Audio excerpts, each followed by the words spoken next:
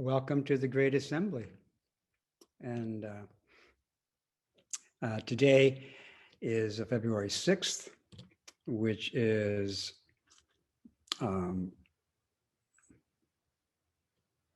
about 3 months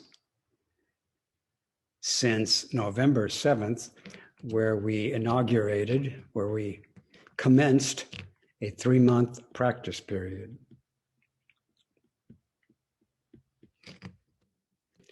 Focusing on the Lotus Sutra. And in a sense, today we will complete that 3-month period and commence a new period of practice.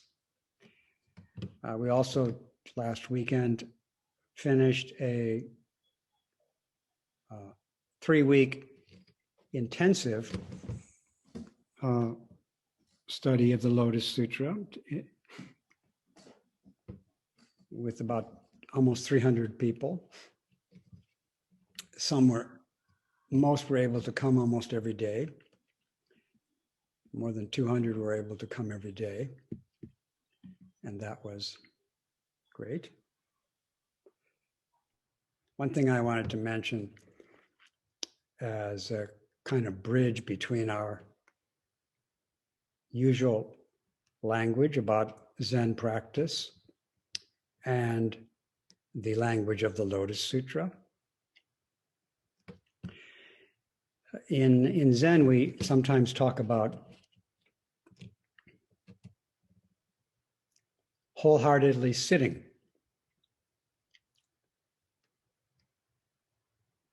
Which is a expression for entering into samadhi. Wholeheartedly sitting as a practice for opening and entering into deep silence and stillness.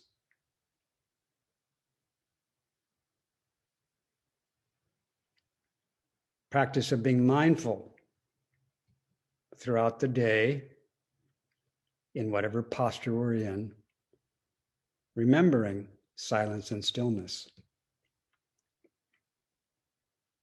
Receiving it. It's given to us.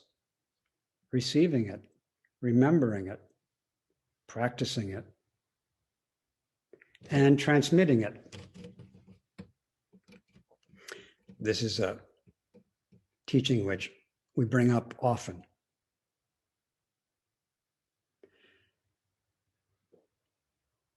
An encouragement, a teaching for entering samadhi.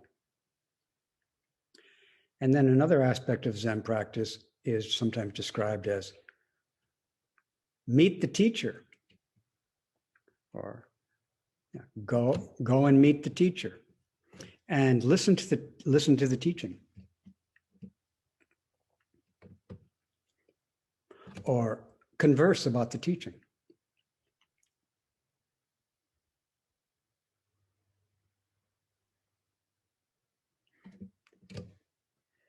In the Lotus Sutra, I kind of see a parallel to that. From the beginning, the Buddha gives a teaching of a scripture called the Scripture of Innumerable Meanings.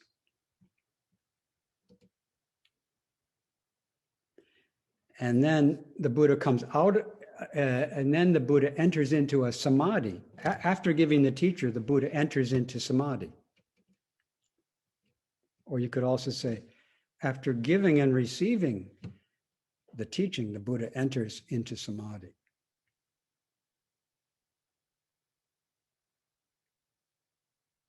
And then in that samadhi, there's a great function, a great activity is emanating from this deep, open stillness and silence. And the activity at the beginning of the Lotus Sutra, again, the Buddha is sitting in this samadhi. And by the way, the name of the samadhi is taken from the teaching which the Buddha gave before in the teaching of innumerable meanings. So the Buddha's teaching innumerable meanings scripture then enters the samadhi of that scripture. And then in that samadhi, great activity continues in silence and stillness.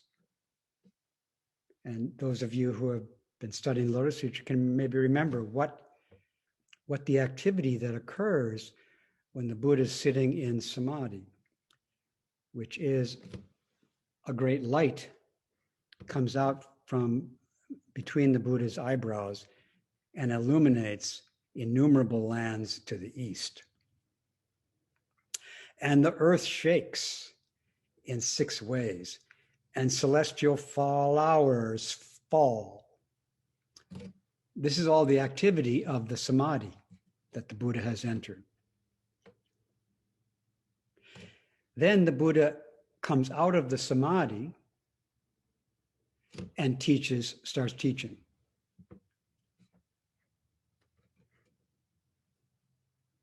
Or is available for teaching. And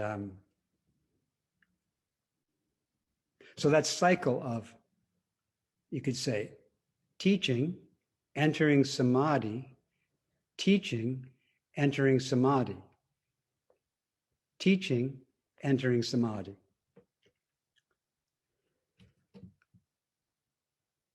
That's the cycle of the Lotus Sutra that happens over and over again. And in Zen practice, we sometimes describe our practice as teaching, entering samadhi, teaching, or being taught, entering samadhi, being taught, entering samadhi.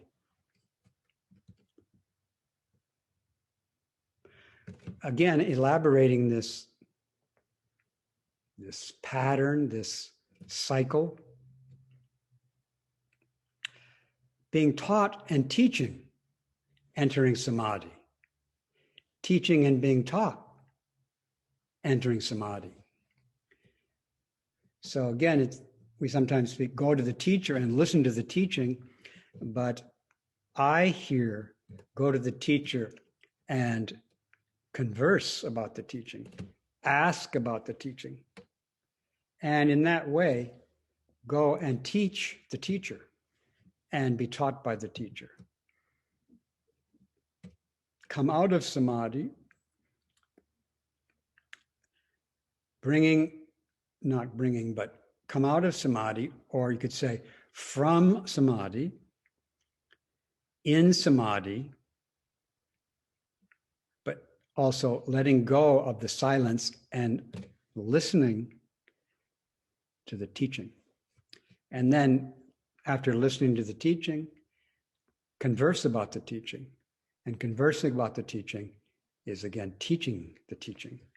And then enter the samadhi again. And then from that samadhi, teach again. So this cycle of the Lotus Sutra is also one of the pictures of Zen practice.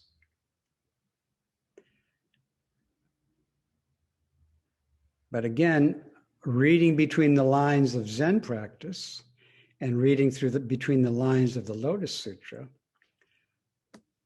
I am saying, go to the teacher and listen to the Dharma, but also go to the teacher and ask about the Dharma, and go to the teacher and converse about the Dharma. And then again, the teacher receiving the visitor, listens to the visitor, teaches the visitor. So both teacher and disciple, both Buddha and sentient beings are realizing what they are by being taught and by teaching. Usually people do not think when they go visit the Buddha that they're teaching the Buddha. When they become Buddha, they realize that they were teaching Buddha all along. Buddha knows that the sentient beings are teaching the Buddha. Sentient beings do not understand that at the early stages or even the middle stages of the path.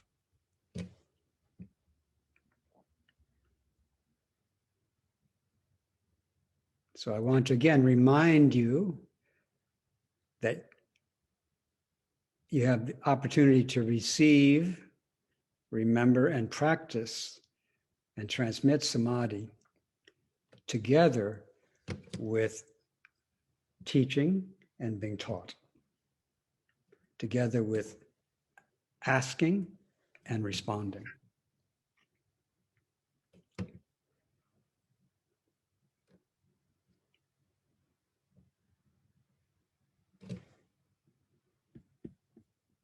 At the end of the intensive, I brought up the last two chapters, well, not the last two, the last two chapters of the central part of the Lotus Sutra, which are chapters 21 and 22.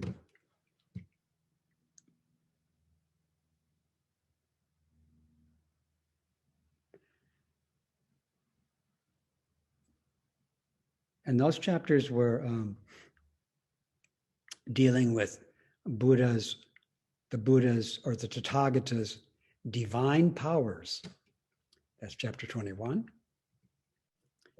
And chapter 22 is called entrustment.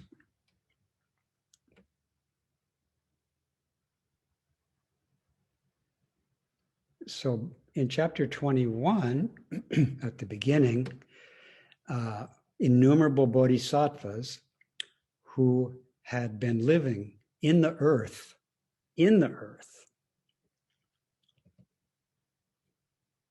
discreetly, emerged from the earth and appeared before the Buddha. That happened in chapter 15. In chapter 21, those bodhisattvas come before the Buddha, who's sitting in a jewel stupa, together with the Tathagata, abundant treasures, Prabhuta Ratna Tathagata.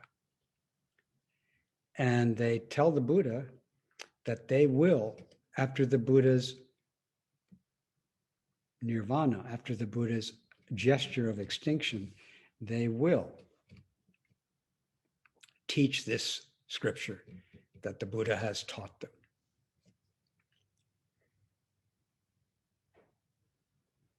So the Buddha has been saying repeatedly that there needs to be Dharma teachers who will take over the work after the Buddha's departure.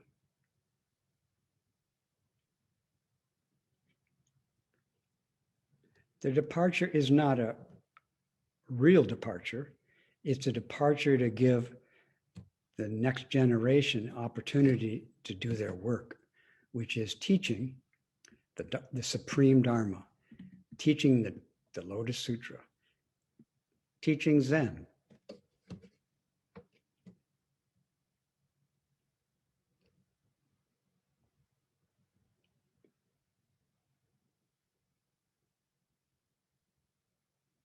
These bodhisattvas say, we will teach.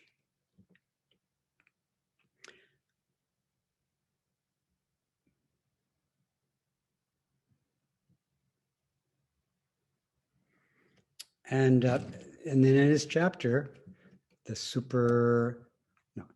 divine, it's actually divine, sacred powers of the Buddha. The Buddha then does a little demonstration of these divine powers. And from my perspective, the demonstration is a little bit funny. Maybe in India it wasn't so funny, but anyway, it's a little funny from my recent existence as a human being. And so the first aspect of the divine power is that the Buddha extends her tongue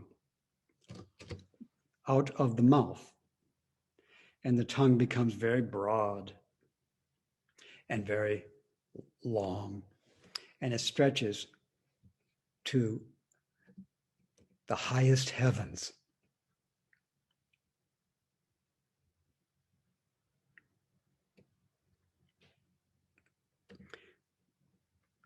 It occurs to me that this could be interpreted as the Buddha's divine powers, that the Buddha's divine teaching reaches everywhere, high and wide, deep and broad.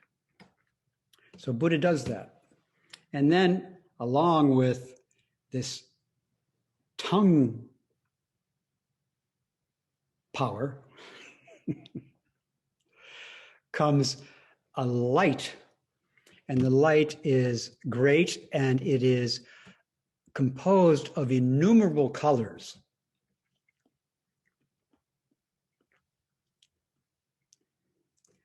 As we have found out in the last 100 years or so, there are actually almost innumerable colors, but most human beings only see 6 or 7 or 10, and highly skilled human beings maybe see 200.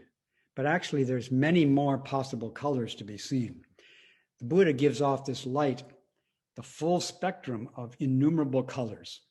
And also, the earth shakes.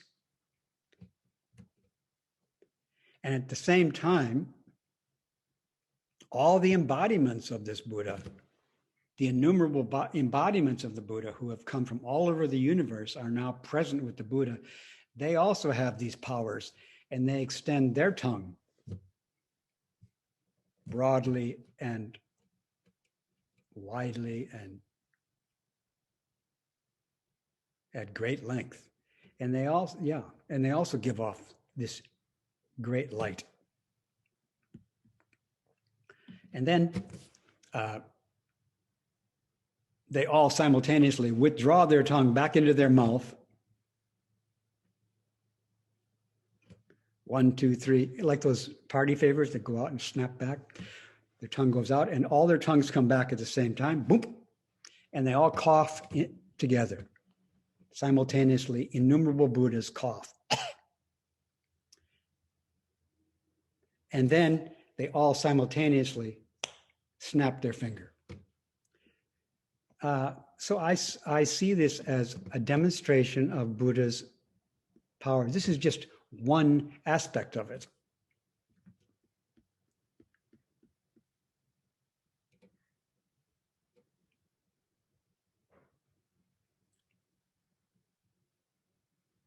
And then the Buddha goes on to mention that, kind of like, if I can paraphrase it, Buddha is saying, did you see those powers?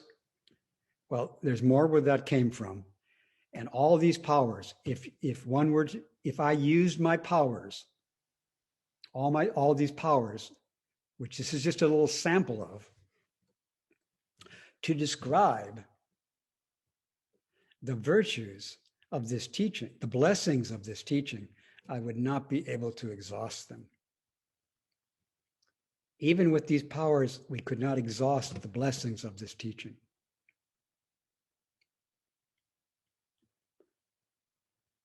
And the blessings of this teaching, in brief, this isn't the exhaustive description. This is just a tiny little speck of the blessings of this teaching.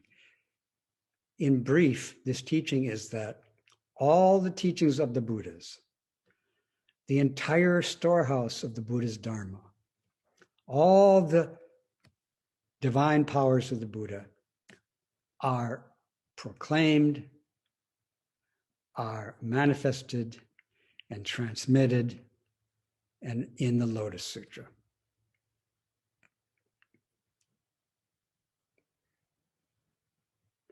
And then the Buddha says, therefore, you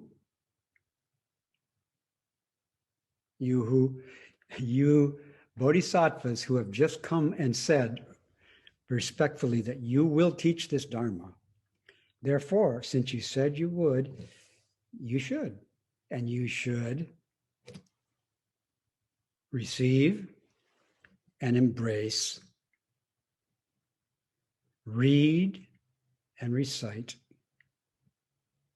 copy, and explain this sutra.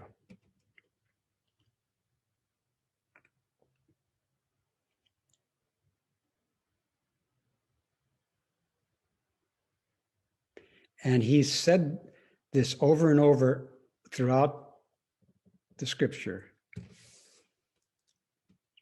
that that the people who wish to teach the Dharma, which is what the Buddha needs us to do, they should receive, embrace, protect, sustain, read, recite, sing, copy, and discuss and explain this sutra for all living beings.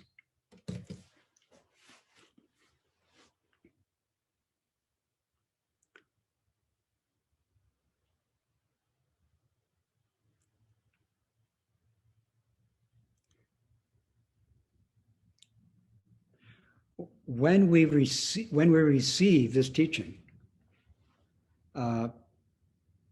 people may or may not be able to see us, but they might be able to see us receive it.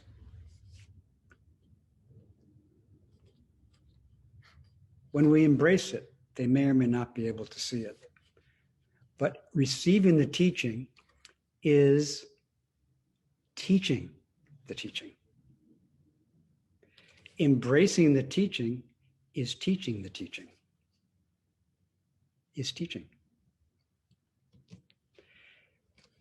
Reading the teaching is teaching. Reciting the teaching is teaching. Copying the teaching is teaching. And of course, discussing it and explaining it is teaching. So the Buddha is telling the people who said they would be teachers of this scripture, he's telling them how to be teachers.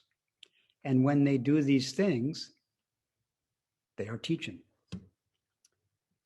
The activities necessary to be a teacher are the same as the activities of teaching.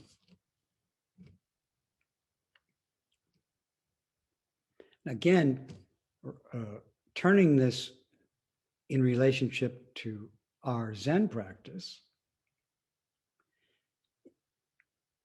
if the Bodhisattvas had come before the Buddha and said, we will teach this supreme Dharma, the Buddha could have said, well, then you should receive the practice of sitting upright. You should embrace wholeheartedly the practice of being upright. You should read the practice of being upright. You should recite and sing the practice of being upright in silence and with words. You should copy the practice. You should, reproduce the practice of sitting wholeheartedly upright, standing wholeheartedly upright. And you should discuss and explain the practice of sitting upright in silence and stillness.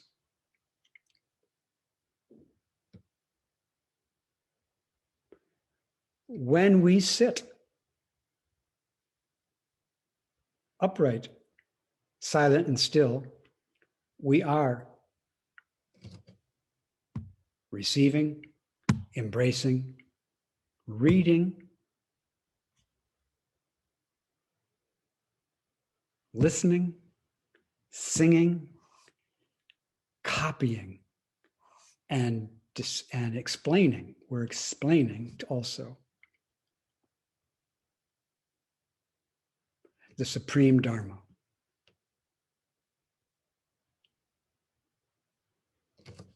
Just like people doing the same thing with the Lotus Sutra, our teaching.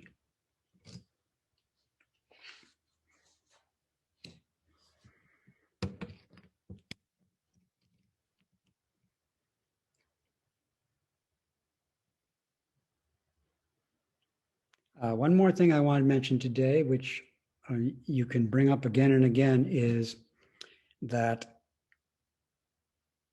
I mentioned, something I would assert, something I would suggest, is that the Lotus Sutra is a fruit of people who are devoted to the Buddha's teaching, who read the teachings of the Buddha and read between the lines of the teachings that they heard and that they read. They read between the lines. Perhaps you could see today that I read between the lines of the Lotus Sutra. And I discovered between the lines of the Lotus Sutra, I discovered our traditional forms of Zen practice. Did you see that? Again, I saw between the lines of what I said that that's what I did.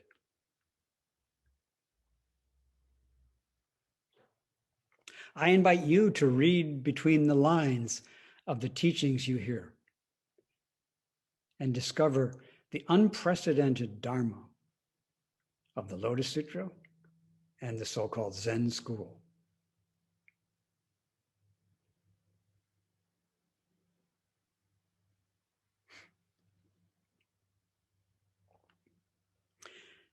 Reading between the lines works really well, or is enabled by practicing samadhi. When you listen to the teaching, when you read the teaching, when you recite the teaching, when you make copies of the teaching, in samadhi, you can see things written between the lines.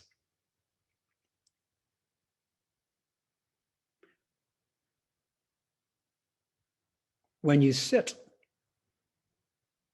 in samadhi, you can read between the lines of your sitting and discover new meanings of the sitting.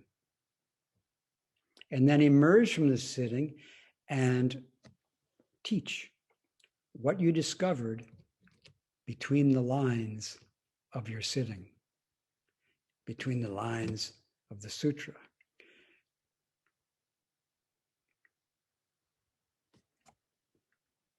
Come from samadhi and teach people the Lotus Sutra that you discovered in your sitting. Come from samadhi and teach people the sitting that you discovered in the Lotus Sutra.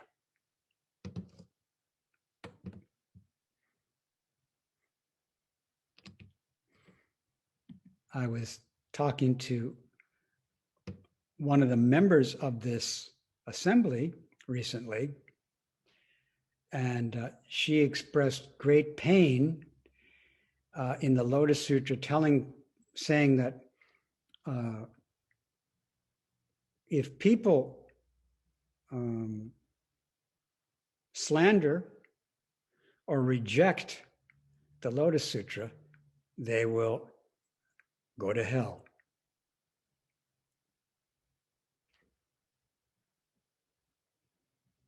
And I don't know what I said to her, but I might have said, and I would say if somebody said that to me, I hear that this is very painful for you to hear the Lotus Sutra say that. But now that it's been said, and now that you feel this pain,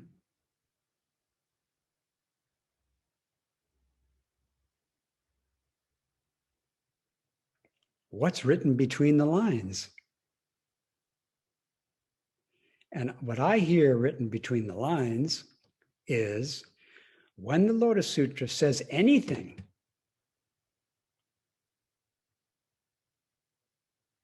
when it says things you think are wonderful, or it says things you think are harmful, or says things that are disrespectful, or said something that denigrates any living being, when you run into things like that in the Lotus Sutra or in the streets of our world, in the marketplace, whenever anything like that comes to you, including from the wondrous Dharma Flower Sutra, I suggest questioning it.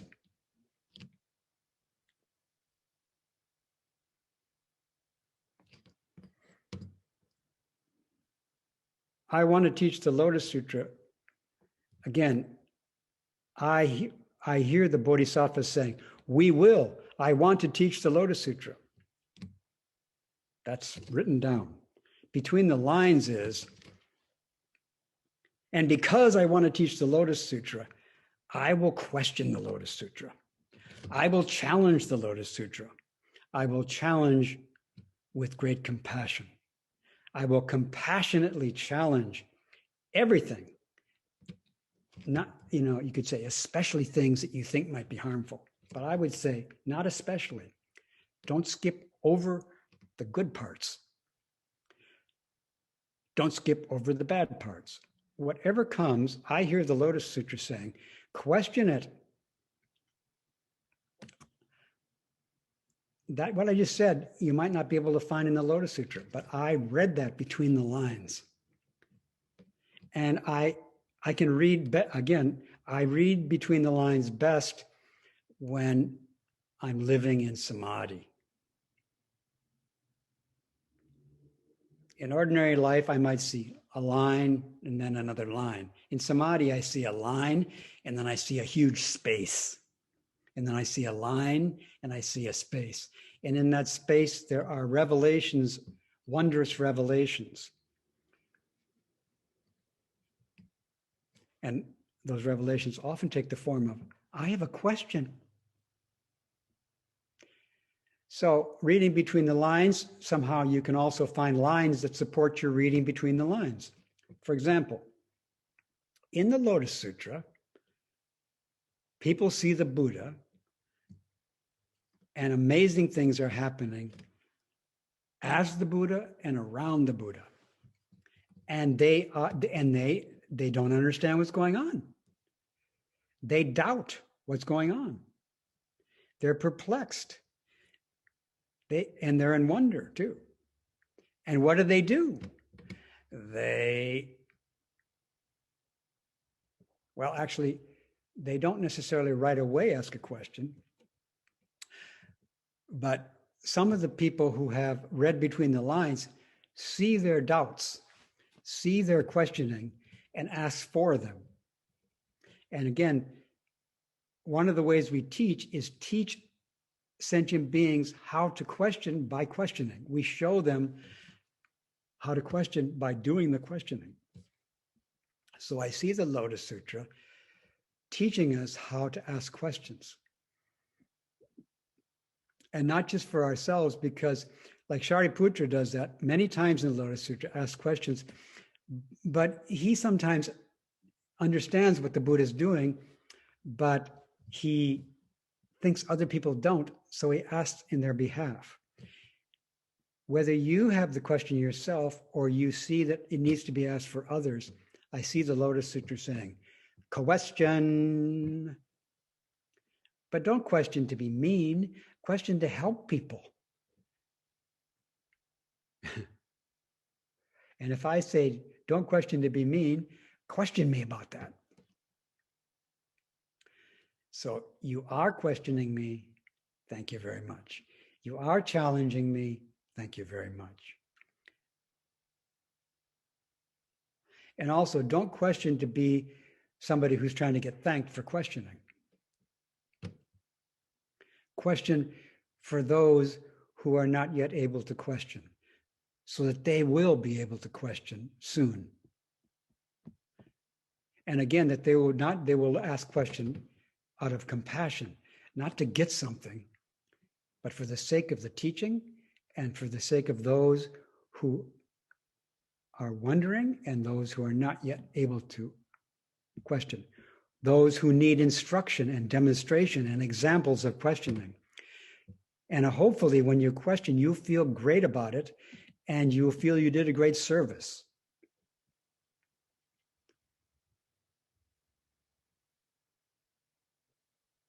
So once again,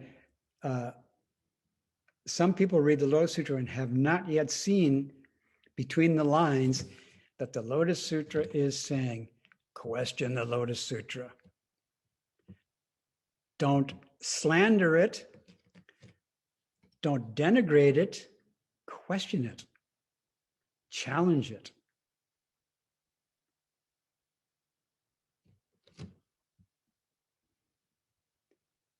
And of course, I'm not the Lotus Sutra, but what? But I'm just like the Lotus Sutra. I'm no different from the Lotus Sutra. I'm not the Lotus Sutra. Again, in between the lines, the Lotus Sutra says, Reb is not different from the Lotus Sutra, and neither is anybody in this assembly the slightest bit different from the Lotus Sutra. The Lotus Sutra is for you. It is you. It can't be anything other than you. If it is, it's not the Lotus Sutra. I read that between the lines of the Lotus Sutra. And I'm happy to show you right where it is in the Lotus Sutra.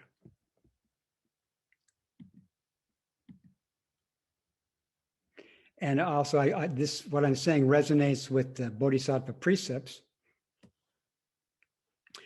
So we have one precept like, for example, the precept of not killing. And then we have another line, the precept of not taking what's not given. Okay, those are two lines of precepts. But between those two lines, something can be read between them. And what can be read between them, I see between not killing and not stealing, between those two lines of the precepts, I see some things written. What do I see? I see many other precepts written between them. Between not killing and not stealing is not lying, is not disparaging the triple treasure, is not praising self at the expense of others. All the other teachers are written between the lines of every precept. All the teachings are written between each line of the teaching. And also all the teachings are written in each line of teaching. So there's a lot to question.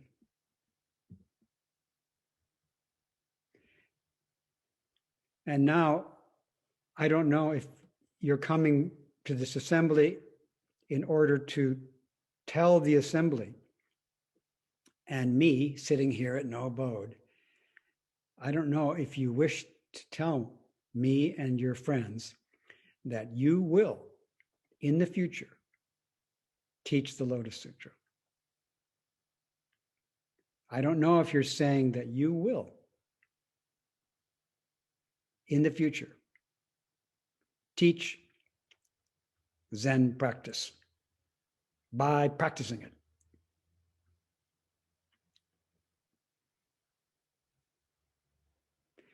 But the Lotus Sutra shows people who do that. So you could do that. You could find a way to say, now and in the future, I will practice Zen in order to teach it, in order to transmit it for the welfare of all beings. I will study the Lotus Sutra for the same purpose.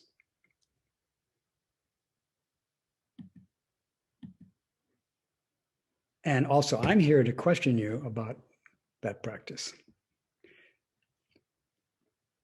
And also, as some of you know, I sometimes ask you, may I ask you a question?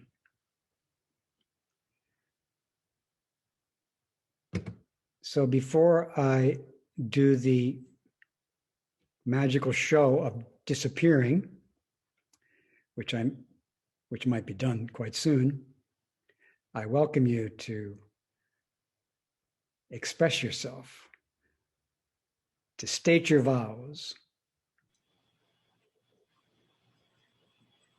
to ask your questions for the welfare of this great assembly.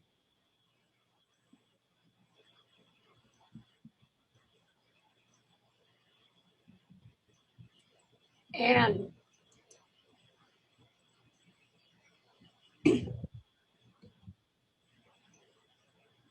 I take it, I'm Anne here. I would like to share that I don't have trouble with the Lotus Sutra in this respect. When I hear, don't disparage or you'll go to hell, what I hear as the lesson is, if I'm of a disparaging mind, I literally will go to hell. And that if I am a arahat, which I'm not, and I hear it as slighting me for like a personal enlightenment, I am hearing slights, and that knocks me out of a non-dual place. So to me, it's still teaching by bringing in that kind of tone. That's how I hear it. So it doesn't seem evil to me. It seems truthful. And I have in my own experience, the idea of a personal enlightenment. I really feel gifted to be a part of a practice that seeks a great vehicle enlightenment, because I feel as though all that is in me that is unskillful and not able to have personal enlightenment, which seems practically impossible, is being cared for. And so I can have some kind of a great vehicle enlightenment without being an enlightened being. So it feels inclusive to me. And really am very grateful for that difference. I don't think I belonged on a path of personal awakening. And in regarding to teaching for myself, I just wouldn't really be able to make a vow, except I would like to pay homage in the way I see you, Tenzin Reb Anderson, teaching, is that you lead by doing. And I can vow to keep practicing and getting better. But what I see you do is just being the Lotus Sutra, being reading between the lines, being allowing people to question and vibrate with the teachings.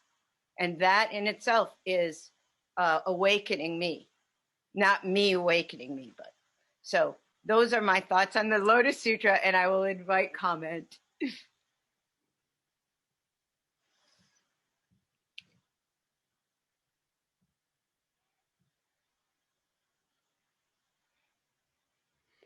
The great vehicle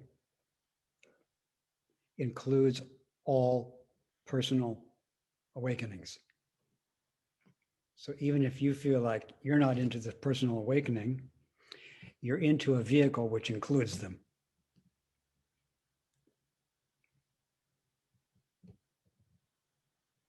I've seen them in people around me. I've experienced them. And the great vehicle embraces and sustains all the people who are having personal awakenings. They're all welcome too. The people who do and the people who don't, they're all embraced by this teaching, by this practice. And I hear that you're devoted to that all-inclusive practice.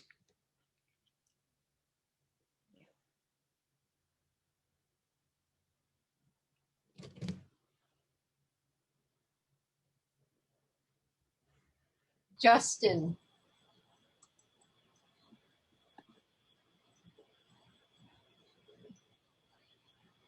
Hi, Reb. Good morning, Justin. I wanted to share something that was a great benefit to me during the 3 weeks, and hopefully might be of benefit to the assembly.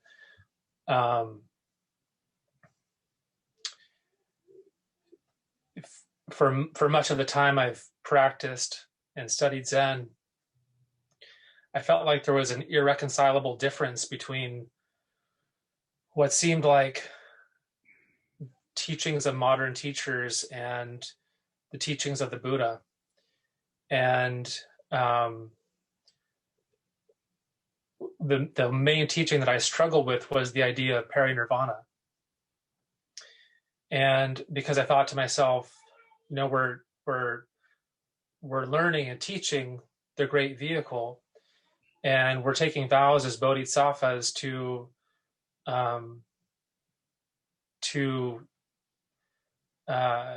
live in the world of birth and death endlessly until all beings have been enlightened. And I thought to myself, well, why is the Buddha the one that is purported to have all these powers? Why is he checking out at some point and becoming extinct? And I thought to myself, it just seemed to be such a dichotomy from what I felt like I was learning. It's like, is that the end goal, to like disappear? And in the when you first started the teaching, I talked about everything as skill and means. I started to kind of think about, wait, is the idea of parinirvana skill and means? And I had my hand raised for 8 days with that question, and it was, I really wanted to ask it, and I thought it was amazing that so many people were sharing and that were being able to share for the first time. So I just sat with that question, and sitting with it felt like a good question to sit with, and I felt like it was giving me energy, but I really wanted to ask, and I really needed that answer. It became more and more important for me to have that answer. And then you referred to the gesture of extinction a couple of times, and I thought, okay, I feel like this is being answered for me, like, and it makes sense. Maybe the Buddha is, he needs to go away, so everyone's not going to just rely on him and idolize him and use him as an excuse not to do their own practice. And then when you told the story of the children and the doctor and the medicine, and that was in large part a culmination of the Lotus Sutra, I thought, wow, so this is a very common misunderstanding, and a necessary misunderstanding, and the Lotus Sutra is clearing that up for us. And realizing that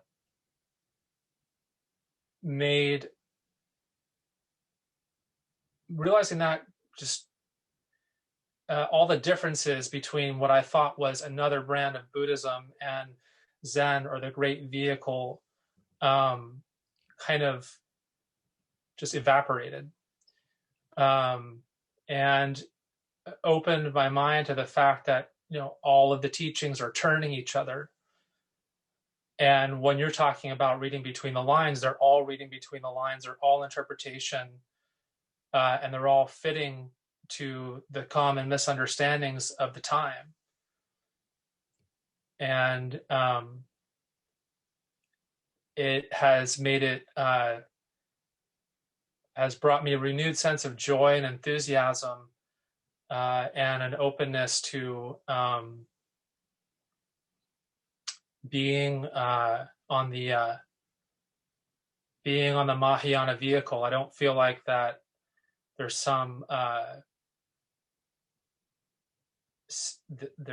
it's removed impediments in a major way, and I'm so grateful to the Lotus Sutra and to you and to all beings. And I mean, there's nothing I don't feel grateful to with that. And the way you taught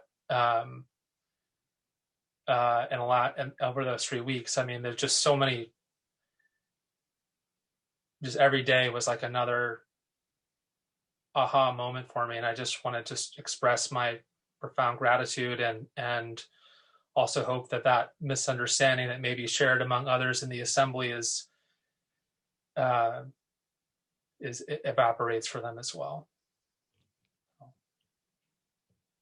Congratulations, Justin. Thank you.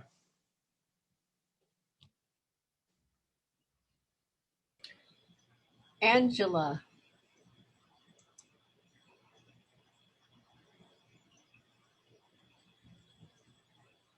Good morning. Good morning, Angela.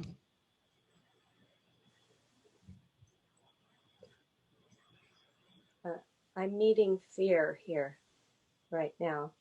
Thank you. Well, Fear needs a friend. May I meet it with you?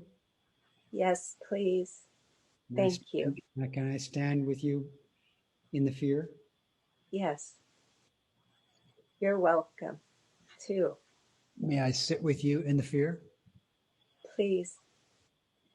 And thank you. And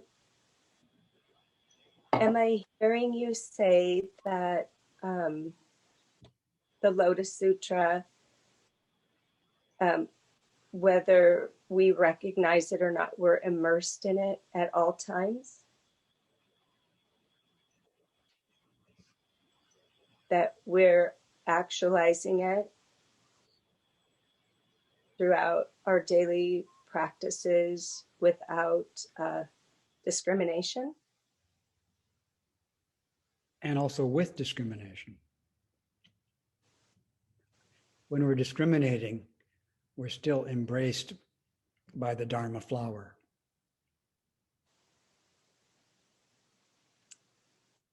We can't get away from the Dharma flower.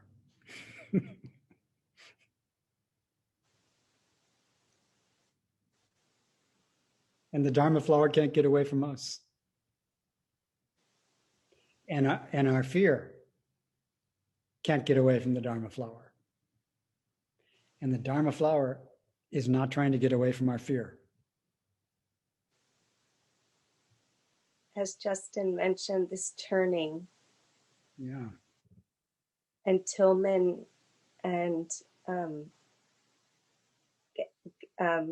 Isabel, in December, I was listening to a talk about that, the turning, and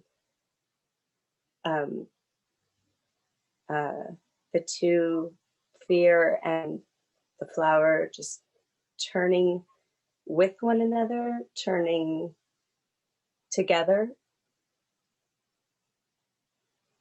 Mm-hmm.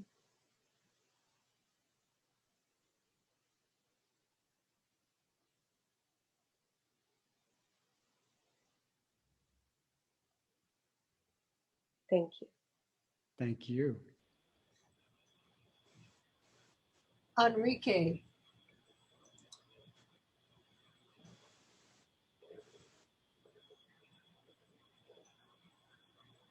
Good day, Tenshin Roshi and Great Assembly.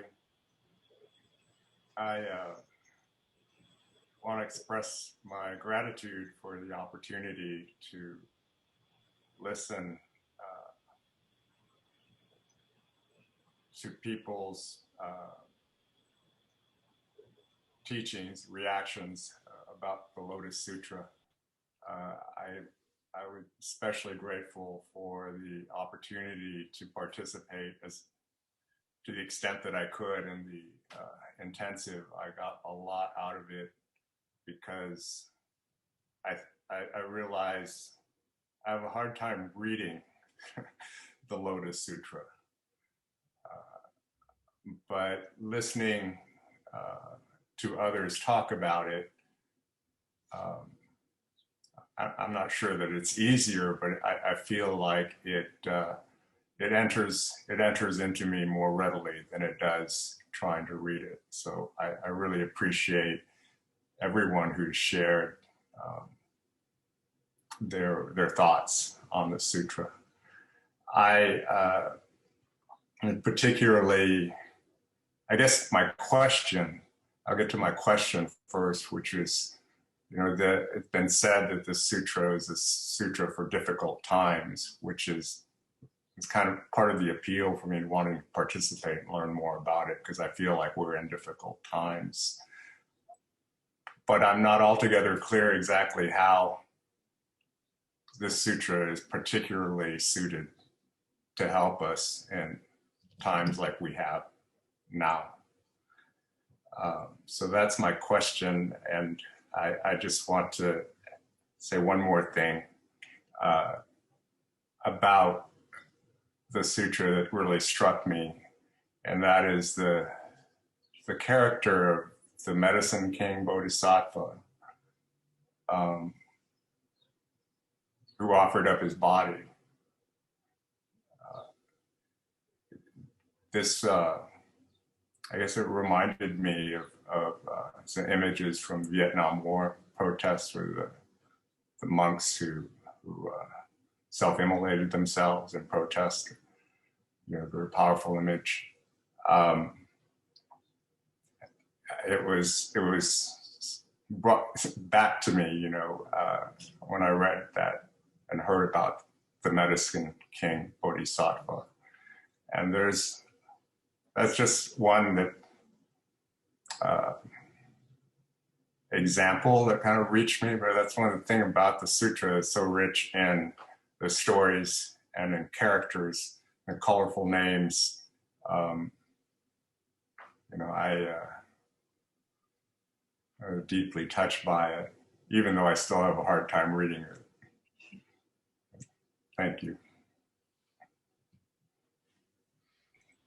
Well, the Lotus Sutra, it's, again, Buddha says over and over, this sutra is difficult.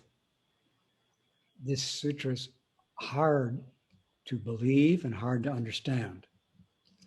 So in a sense, you could say the same about Zen practice.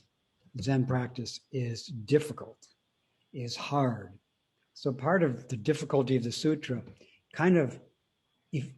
it's a situation in where we can practice dealing with difficulty and then use what we learn in dealing with the difficulty of the sutra to deal with the difficulty of daily life. And see, maybe in the way we deal with the difficulty of the sutra, see maybe some shortcomings in the way we deal with how hard the sutra is. And note and confess and repent the unskillful ways we respond to the difficulty. Like you can look at the difficulty you have reading, and I'm not saying to force yourself to read. I'm just saying that the Lotus Sutra is a chance for you to look at your difficulty with reading, not so much so that you can read, but so that you can learn to deal with your difficulty with reading. If you read something that's easy to read, that's okay, but you don't have the opportunity of dealing with difficulty in reading. So here's a text where if you can read it and then take care of and be compassionate to your difficulties in reading it, you will be practicing and teaching the Lotus Sutra by teaching people how to deal with difficulty, because you're dealing with difficulty while you're reading. And the Buddha also says that it's difficult, the sutra is difficult now, and it's going to be even more difficult after I leave. So I'm telling you beforehand. And if you can keep studying this sutra in the times to come, again, that will help you deal with all the other challenges and horrors that are coming. So the Lotus Sutra is a kind of warm-up. It's almost like a hothouse in which we grow our Bodhisattva courage under the difficulties in the hothouse of the Lotus Sutra. And then as we grow up a little bit, maybe we can transplant the sapling out into the open field where you get the wind and the rain and the animals nibbling on you and so on. And this, the same in Zen, we don't make Zen difficulty just to be difficult, but it is difficult. And learning to be compassionate with the difficulty then can be used for other difficulties, and show other people how to deal with difficulties, because you learned in your Zen practice how to deal with difficulties that you voluntarily entered into, like sitting a lot.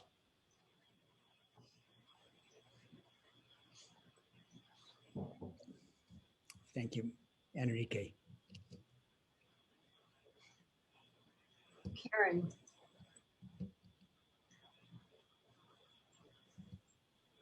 Good morning.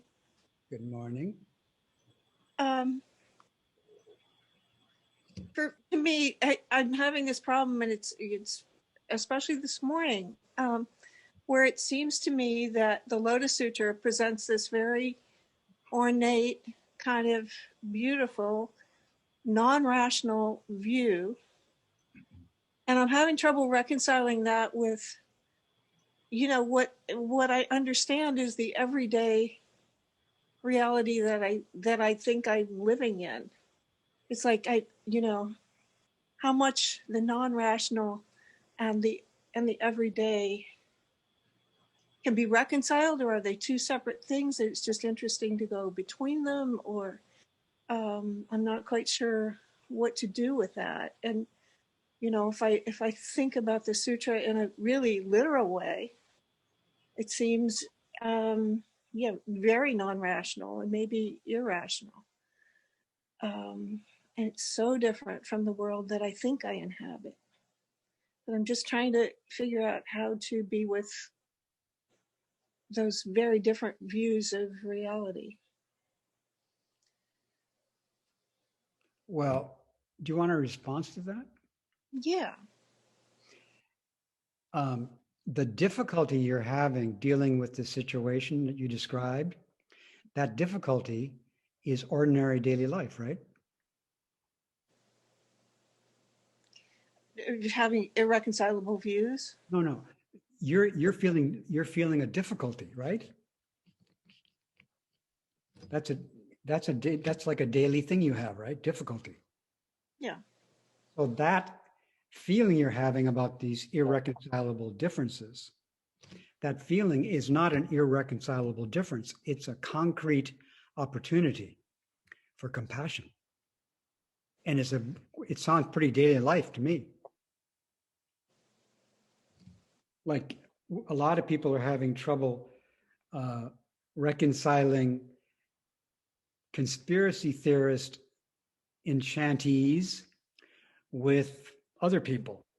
There seems to be a difference. It seems to be a real, almost irreconcilable difference. Mm-hmm. And that is a great challenge. And compassionately dealing with that difference is a daily life thing that many people are feeling now. Mm-hmm.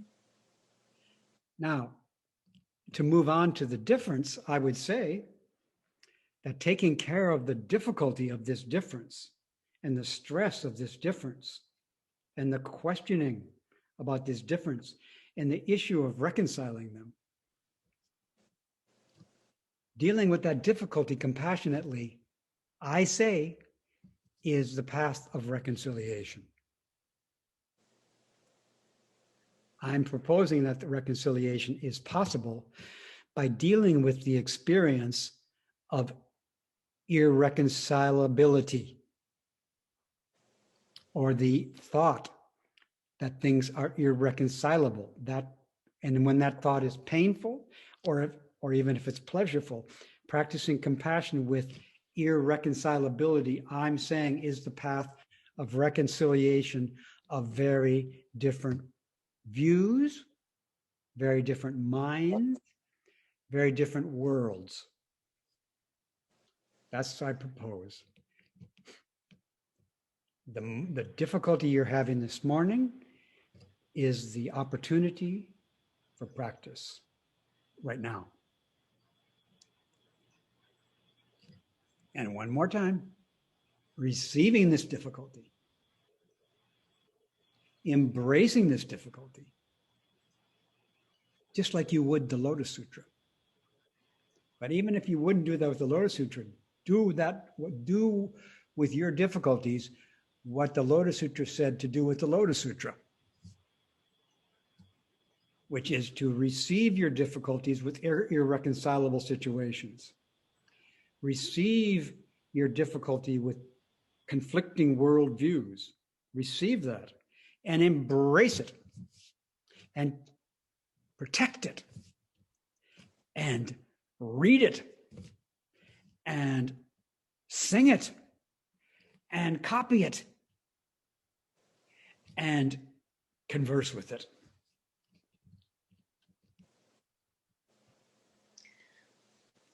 I think what comes up for me is that if I stand in one of those views, the other one seems kind of crazy, you know? Right.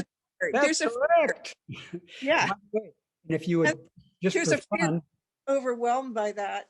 just Crazy. for fun, you might switch to the other side and notice that the side you had before, which you thought was right, that will seem crazy to you. Yeah, right. Right. Yeah, so that's good to know. But you notice I didn't mention figuring out. You also mentioned trying to figure out. Yes. So trying to figure out is not the same as receiving and embracing. Trying to figure out how to reconcile the irreconcilable is not the path. It's another thing to be compassionate towards. If we're compassionate towards our attempts to reconcile the irreconcilable, there will be reconciliation. Not by the figuring out how to reconcile, but by being compassionate, by having conversations with the impulse to reconcile. Trying to reconcile is one of the irreconcilable positions. Because this person wants to reconcile, this person does not want to reconcile. I do not want to reconcile with you. I want to reconcile with you. That's you don't have to get rid of wanting to reconcile. You just need to treat it like the Lotus Sutra teaches you how to deal with the Lotus Sutra. It's how to deal with everything. Receive, embrace, become intimate with it, which means converse with it, together with everybody. This is the path of making peace among irreconcilable worldviews. I do not see a world where there will not be, actually, I do not see a reality. I see some worlds have no differences in them. Some worlds have lots of differences. Some worlds see the possibility of reconciling. But there is already reconciliation in the Lotus Sutra's teaching. Between the lines, the Lotus Sutra is saying, you already contain all the irreconcilable worlds. They're already in your mind every moment. That was seen between the lines of the Lotus Sutra by great samadhis of the past. Is that another way of saying there's nowhere to stand or there's nowhere to abide? When you fully embrace something, you will find that there's a place to abide in the embracing. It's like if you're in a wholehearted conversation, you're not stuck in your position. You're not abiding in your view. You have a view, not abiding in it. The conversation is free of the people who have these different views. That's helpful. Thank you. You're welcome. Tracy.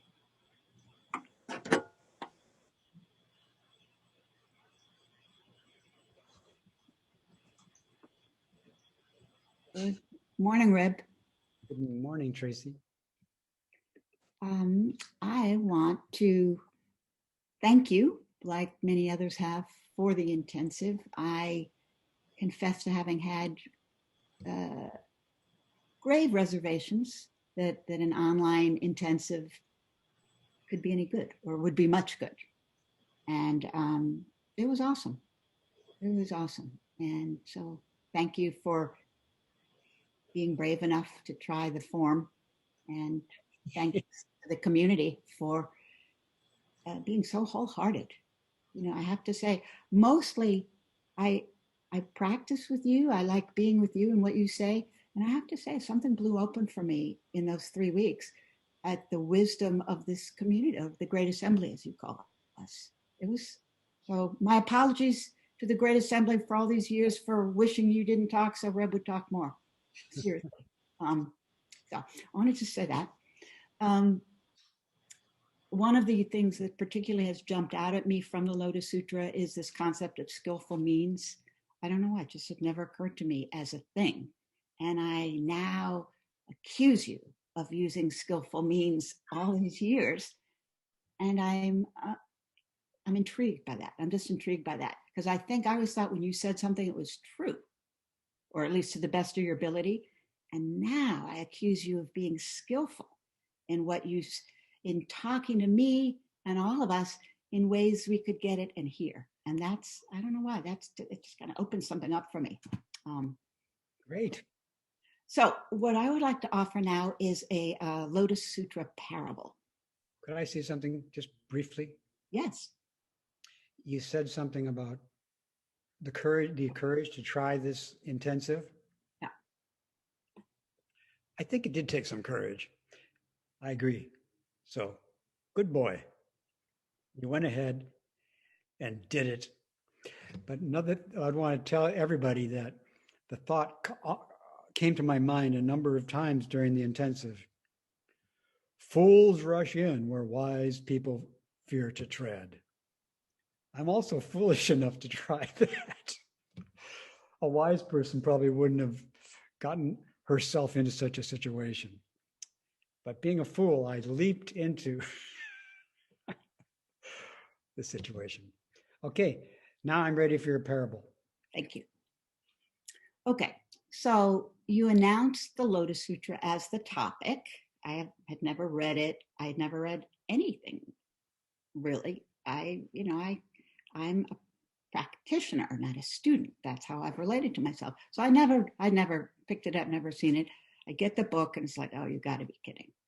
Jewels and flowers. And I mean, it was so the opposite of anything that I associate with Zen, that it was out of my faith in you, in the whole thing, that I could persist, but it really didn't make much sense to me at all. And then I saw how seriously the great community was engaging with it. And then and then when Linda Ruth quoted Suzuki Roshi, when she said something like how fancy it is, and he said, yeah, not fancy enough, that stopped me in my tracks. It's like, wait, there is something here I'm missing. Okay, so that was my general approach. All right, so on we go. And I don't know which week it was, maybe the last week, when we learned about Datta. And I don't know if this is what it says or not, but this is what I heard. So here was Datta, who tried to kill the Buddha, who, was just this terrible being. And what the Buddha's response was a whole chapter of thanking Datta. And then I think we also heard right around then is that everyone's going to be a Buddha.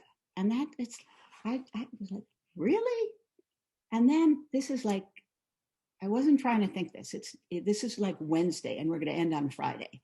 And I'm sitting there in Zazen and I'm thinking, I just happened to remember that I had never forgiven my husband for leaving me for another woman with 2 children 32 years ago. And I'm just sitting there and it comes into my mind that not that I forgot to forgive him, but that I never did and I never would consider it because what he did was unforgivable, period. And so I'm sitting there thinking, well, I don't know if the Buddha could forgive Datta.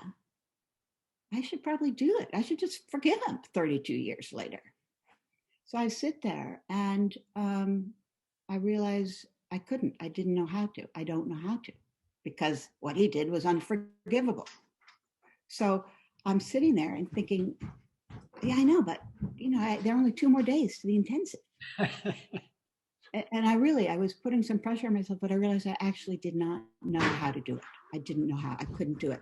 So I decided to write a letter, an email. And in the email, it was saying, what you did was unforgivable, but I'll be magnanimous enough to forgive you if you apologize. I don't think you ever apologized. I sent the email to a friend, I'm going to send this. Just, want to give me any feedback? And her feedback was, yeah, this is terrible. Terrible. She said the email was terrible. Okay. And I was so proud of myself. I thought, God, I finally broken out. And then I saw she was right. Because I was like, if you do this, if you do this, if you do this. And so now it's Thursday. And I'm thinking, I will feel really disappointed if I end this intensive not having forgiven. And then I don't know, all of a sudden, and this is how it ties into the Lotus Sutra, which I say is so magical. And all of a sudden, magically, for no reason, it just seemed like, just let it go. Just let it go. There's nothing he needs to do. There's nothing he needs to say. It's 100% over here.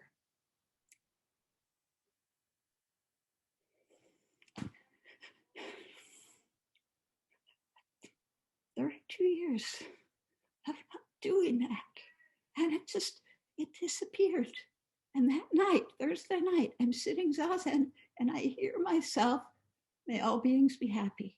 May all beings be free. And then I hear myself saying, may Ted be happy. May Ted be free. I've never done that. I never thought it was possible. I never wanted it. I couldn't even imagine wanting it.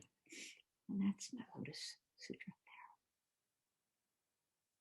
That wasn't a parable. It wasn't. Parables are where you have something stand for something else, but this was about you. This is your story. It's a story, not a parable. Okay, that's my Lotus Sutra story. It's your Lotus Sutra story. And what a coincidence, it's about you.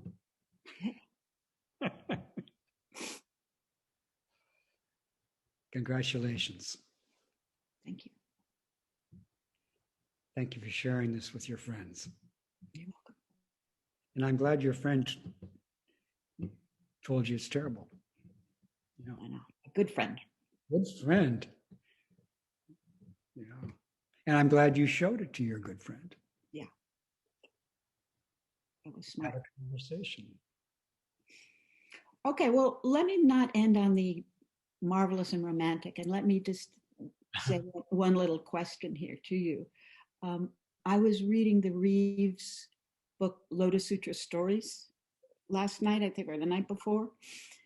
And the part about teaching, I read about it and it jumped out at me like almost messianic.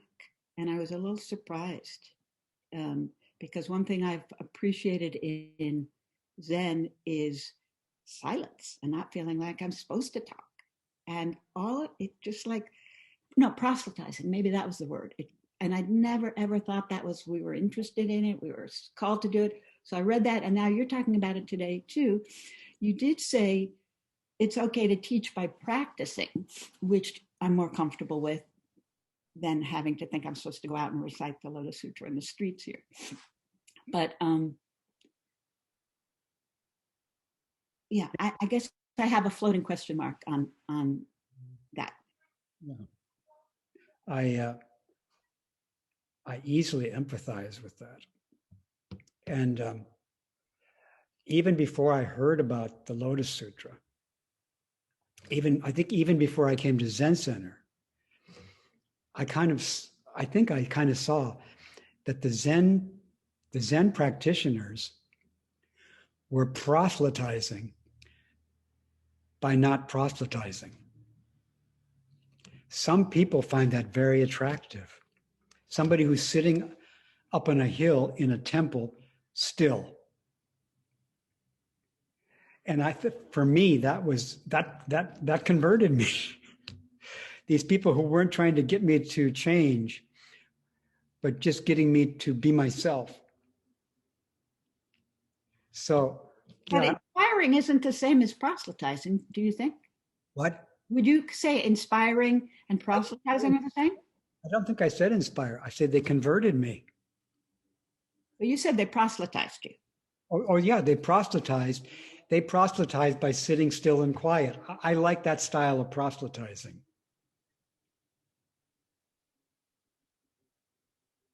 And that's, basically that's the Zen style of proselytizing is when people come and they're all caught up in their view, we convert them by being quiet and listening to them,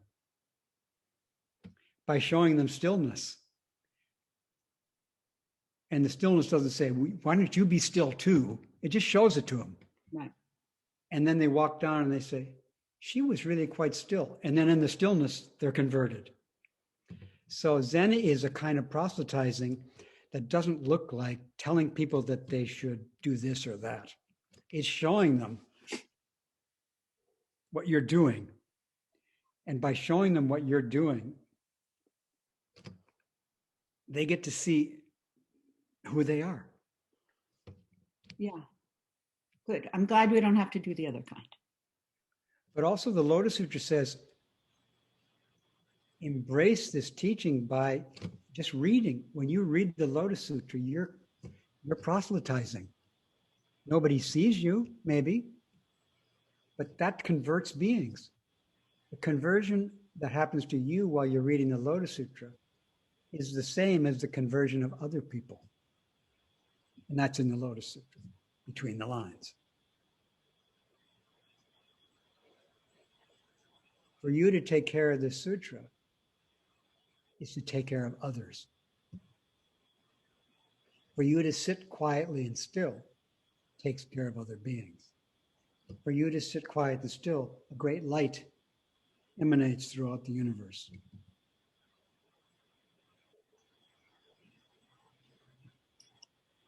So the Bodhisattvas are encouraged by the Lotus Sutra to be teachers. And the way it says, you teach by reading the Lotus Sutra. But Zen people are encouraged. Suzuki Roshi, as I've often said, he said, the job of a Zen priest is to encourage people to practice Zazen. But I don't walk into Whole Foods and say, you people should be practicing Zazen. I sit in a Zendo. And that sitting is not just for me to sit, but it's to encourage other people to sit, even the people who don't see me sitting. When I'm walking in Whole Foods, if I ever do walk in Whole Foods again, people can see me sitting. And when they see the sitting in Whole Foods, that's emanating from me because I practice sitting, they are converted and they will start sitting. They're inspired to practice Zazen because they see me practicing Zazen in Whole Foods. But some people miss it. Now, when Suzuki Roshi went into the grocery store in Japantown, some people saw Zazen and were encouraged, but most didn't. But he went in there and practiced Zazen in the grocery store anyway. And then he went to the Zendo and practiced Zazen. So he was proselytizing, but in this way of doing the practice, which some people will notice eventually by offering it again and again. They'll say, oh my gosh, who was that masked woman?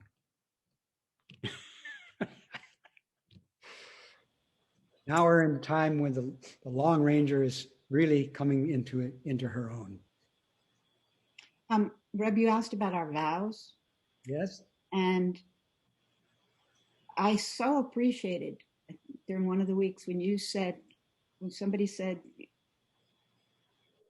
you said, if you don't feel like reading the Lotus Sutra, don't read it. If it wouldn't delight, I think you might have used the word delight. If you wouldn't be delighted.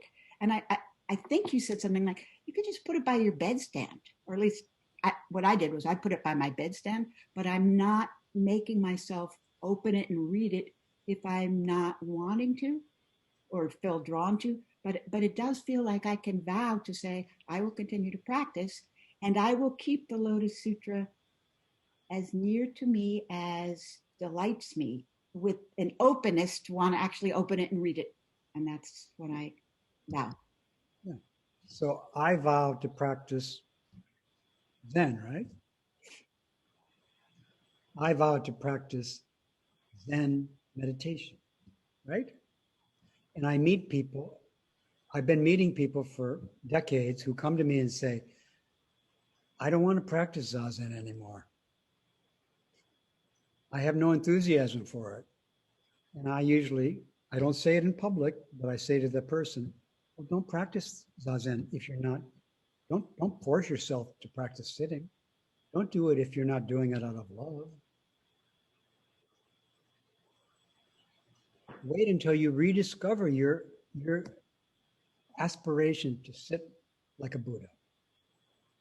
And then start sitting again. And the Lotus Sutra is another example. Don't read it because don't force yourself.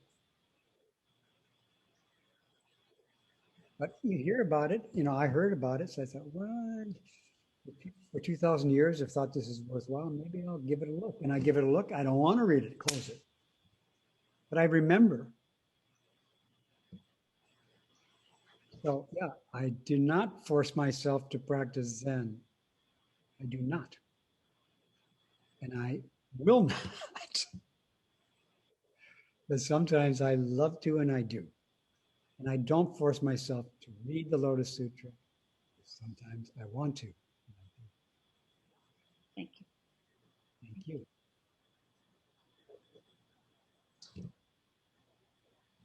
Pam.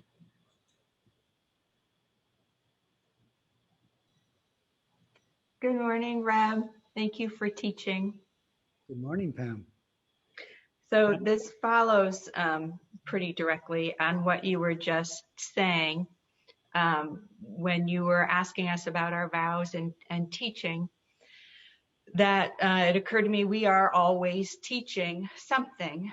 So I vow to teach being fully and completely and wholeheartedly upright, because if I'm not being that, then I'm being less than upright, and I'm teaching being less than upright. And if I find myself being less than upright, then I vow to be fully and completely intimate with that. And in that way, that's how I practice being fully and completely upright. So that is my vow to the best of my ability. It's a wonderful vow. And in order to realize that vow, you might not be surprised to hear me say, you need to have a conversation about the vow. Do you agree? A conversation with myself about the vow, with others. With yourself's good, but with others is kind of more important. For example, with me. Well, here it is. Vow, right? No, And most of your vow I thought were great. most of it. But part of it wasn't exactly a vow. It was more like your vow was great, but you made some statements which I didn't agree with, which I think it would help you for me to tell you. Please. Thank you. You said something like, if I'm not upright, blah, blah. Okay? So I would like to add to your vow. Your vow is to be completely upright. The statement that if you're not, then you're not upright. Look at that more carefully. You're always upright, really. That's who you really are. You're upright Pam. And you vow to realize that. And I support that vow, and I'm happy to hear it. But I don't agree with that you're sometimes not upright. I think you think you're not, or it appears that you're not. But then you also said, if it appears you're not, you practice with that confession and repentance of that appearance. And in that way, you realize being upright, right? But you're always upright. But if you don't practice it, if you don't vow to practice it and practice it, then we don't realize it. But even when you're leaning to the right or the left, really you're still upright. But it looks like you're not. So then you say, it looks like I'm leaning to the left. Okay. I'm still leaning to the left, but I'm upright now that I recognize that. So I support your vow, and I want you to remember you're vowing to be who you already are all the time. And you know that you need to vow in order to realize that. Okay? Thank you. Yeah, thank you. I'm so happy to hear your vow. Thank you for reminding me that I'm always upright, because it doesn't feel like it. Being upright isn't a feeling, but your feelings are upright. If you feel good, that feeling's upright. If you feel bad, that feeling's upright. But being upright is who you are. It's not a feeling. You have feelings, but who you are isn't just your feelings. It's just so hard to be who I am. Hard thing is to be who you are. Yeah. Which is the hardest thing, is to be upright. Because there's zillions of ways to not be upright. There's only one way to be upright, and that is called the Lotus Sutra. It's also called Pam. Being Pam. Completely. Thank you. That's so hard. Thank you. John.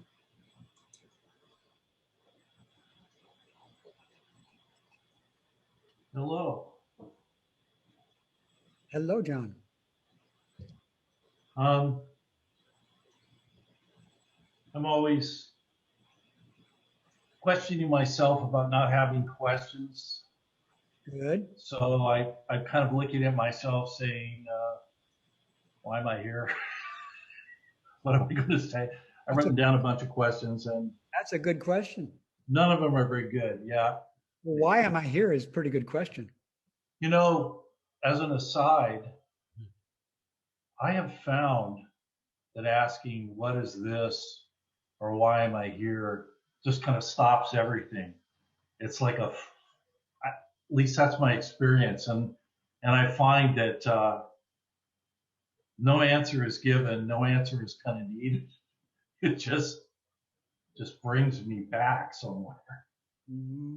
And one of my problems is I don't ask that question enough when I'm on a roll, going down the road too fast, ensnared by words and thoughts.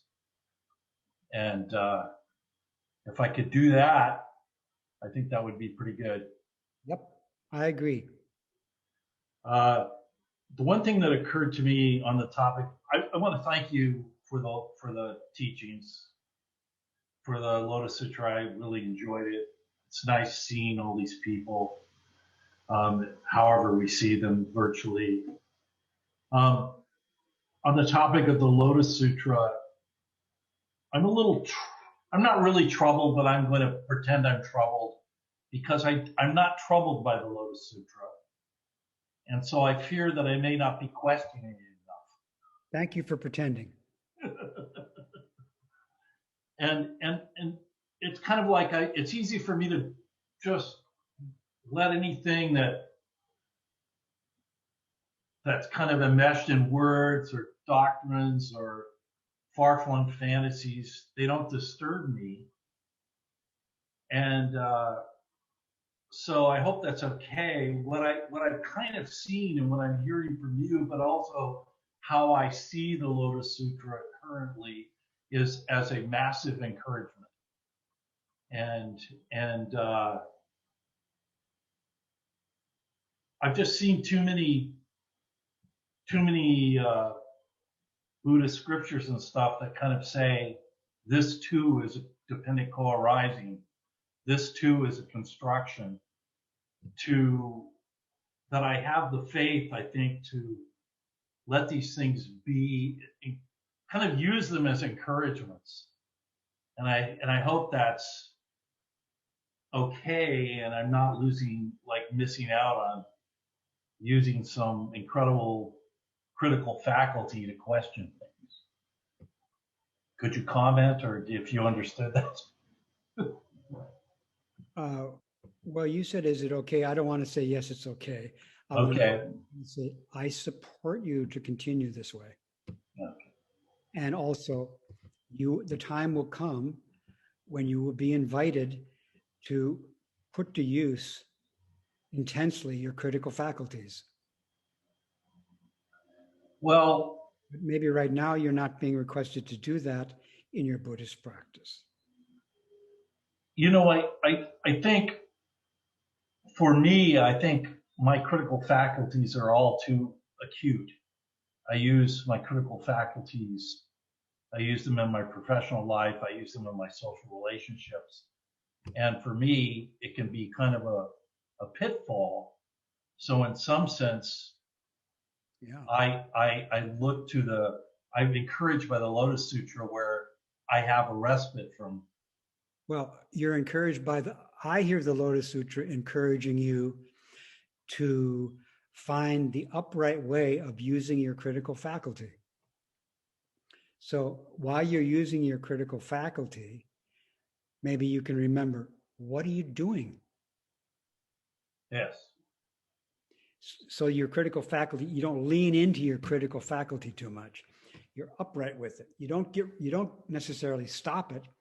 You attend it with gentleness and kindness and uprightness.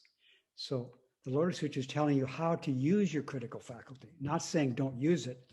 It's telling you how to use it. Well, I like hearing that, and I agree with it, and I will just give you a little reminiscence of a yoga class in the yoga room, probably many years ago, and I will just ask you to correct me on my recollection. But one thing I really remembered from this particular series of classes is that there were 4 kind of virtues or conditions that we talked about, and I can't remember them, but they might have been like patience, flexibility, and equanimity, and there was another one. And and I seem to recall that in this last series you said those were in the Lotus Sutra, and I can't remember which chapter. Well, there's 2 sets of 4 that are in the Lotus Sutra. Okay. 1-4 is loving kindness, compassion, equanimity. No, loving kindness, compassion, sympathetic joy, and equanimity. Another 4 is generosity, kind speech, beneficial action, and equality action, which means acting with the understanding that you're in the same boat with who you're talking to. Yeah, it sounds like my recollection was. Go ahead. And Shakyamuni Buddha said that Devadatta taught him that, helped him do those practices before he tried to kill him. He taught him those practices. Well, thank you. Thank you for kind of refreshing my memory. And I just want to say, as far as a vow, the only vow I could come up with, was that I would vow to be on the lookout to rediscover my aspirations and to look for new aspirations. Yeah. You're making a vow to rediscover your vow. Yeah. And just the final word would be, I have a good friend. Go ahead. I have a good friend that I, confess to and talk about my difficulties, probably too much. And one thing he always says to me, which I always get a tremendous kick out of, is he always finishes with, "It's not easy being you, John."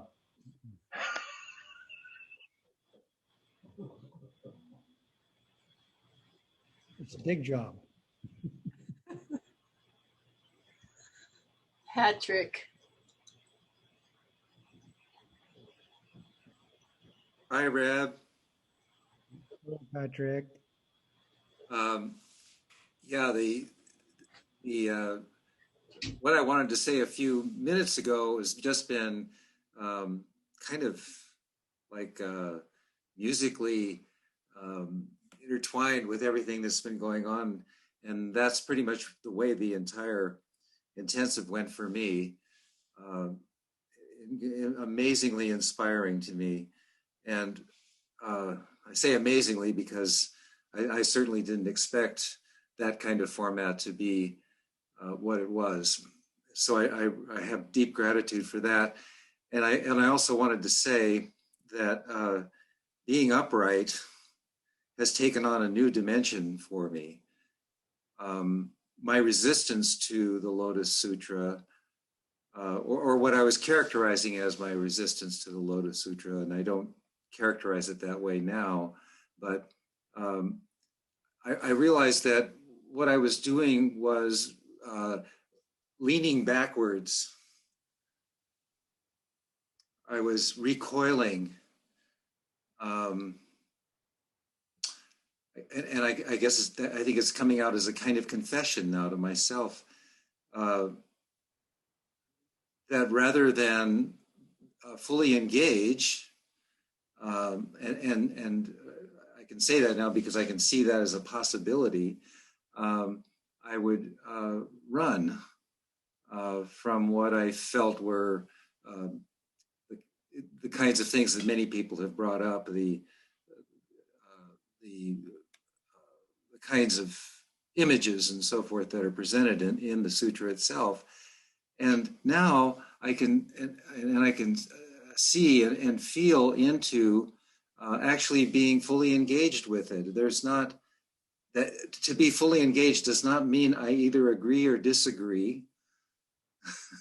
It means I'm just fully engaged and available. Yeah, so even as I'm speaking now, I can feel how my body itself rises to the occasion if I welcome that. It wants that uprightness wants that engagement, and what I've been doing or had been doing for quite a while, I think for many years in my Zen practice, is backing down. And in backing down, not having the availability to the inspiration that's there in the full engagement. So anyway, yeah, that just feels to me like a tremendous gift, and want to thank you for that, and also thank you for allowing me into the Dokusan room for 3 weeks with probably over 100 people, and now addressing the Great Assembly, the gratitude that I feel for having you allowed me to be witness to your sincerity, to your love for the practice, for your full engagement, has been, the gift of a lifetime to me. I just so appreciate that. So, yeah, thank you. Thank you, Patrick. Judy.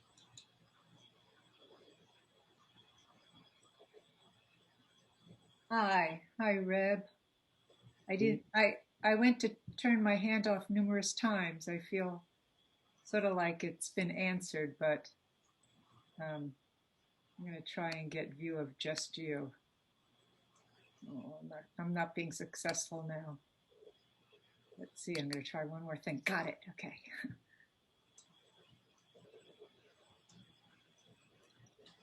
So what's up right now? Because as I said, it's transformed a bit.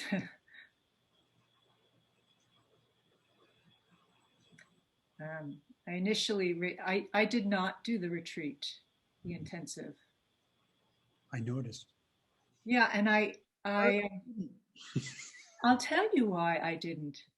I'm a little slow in the uptake these days, in that it was at least a week into the intensive that it really hit my consciousness. The good part is that I am fully engaged in life. That is good. That is good. I'm very pleased that that is good. Yeah. In fact, it's That's the Lotus. finishing. I'm sorry. That's what the Lotus Sutra tells you to do. Well, this is precisely why I raised my hand, because it was humorous. Because when Karen asked or shared her thing, it was like there was a laughter that came up in me, because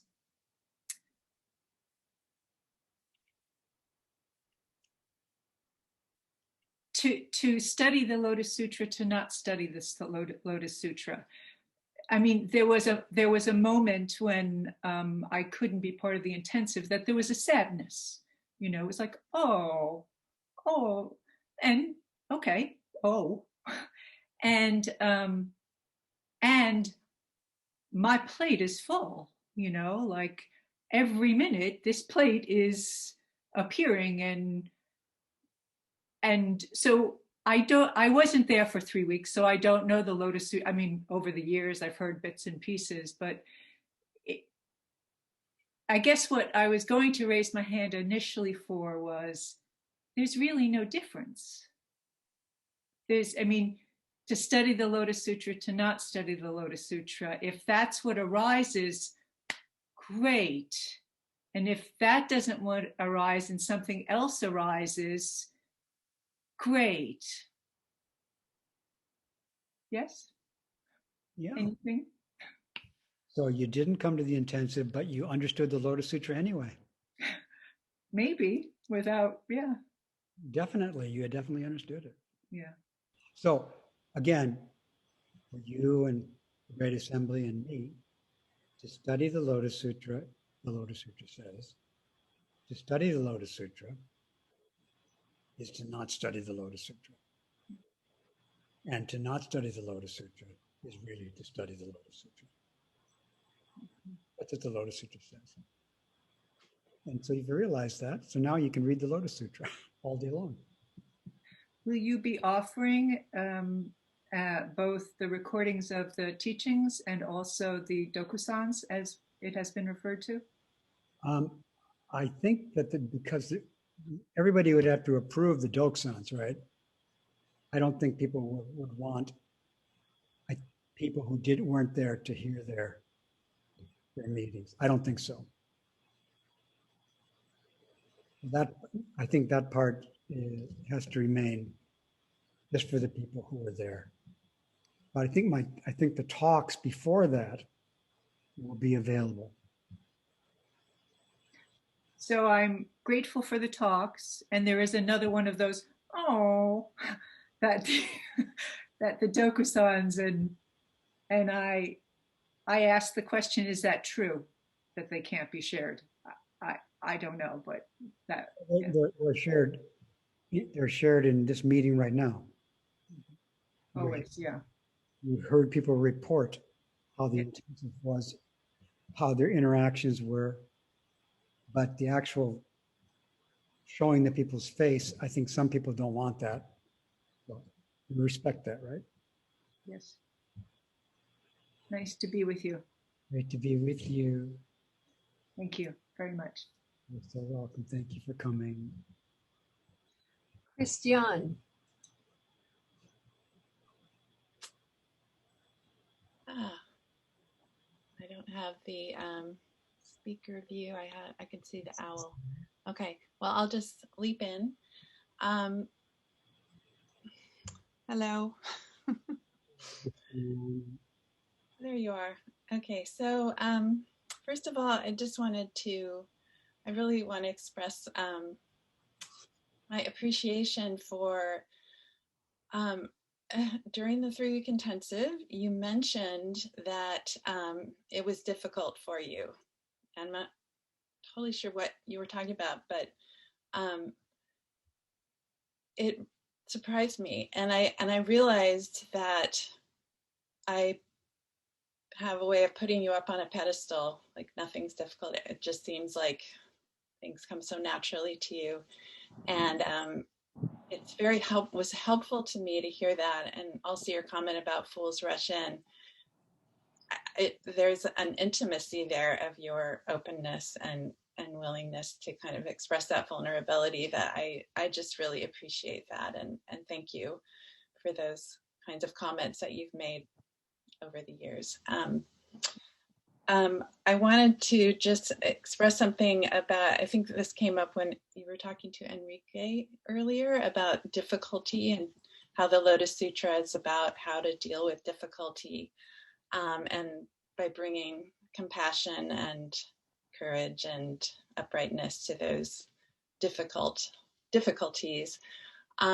One of the things that I feel like the intensive and the Lotus Sutra has really helped me with, has been encouraging about, is dealing with difficulty. And it was that I brought this up during the intensive as well.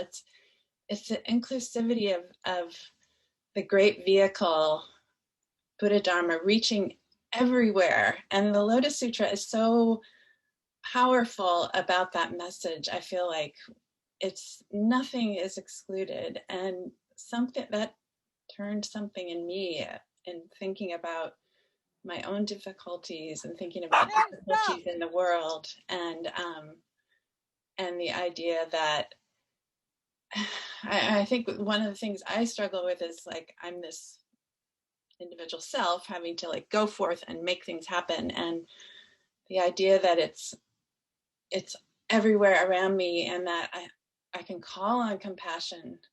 It's not just like I have to generate compassion. It's like it's all there, and I can just gather it and be with it and be open to it. And that to me was really transformative. And of course, I struggle in my day-to-day life to enact that, but it was eye-opening, and I'm so happy. And I just want to express that to you and to the assembly, and thank you so much for your teaching and for bringing the Lotus Sutra to us. Thank you.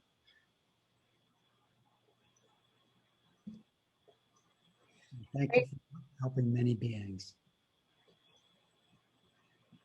Me too.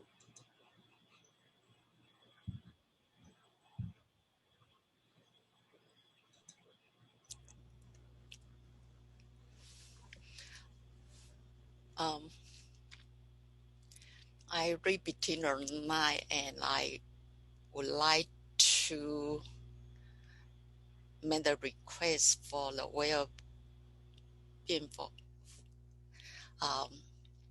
Dear teacher, you continue to reside in this world, continue to teach. Do not disappear soon. And I also open for your question on my practice.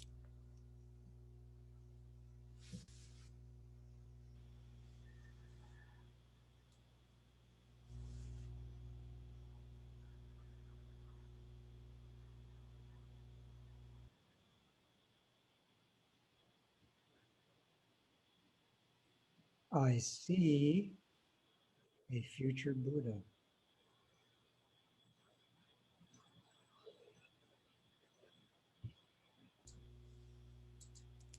Can you hear me now? Can you hear me? Yes. I see a future Buddha.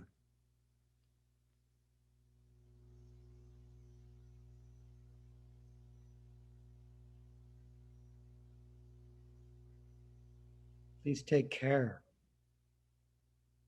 of this future Buddha.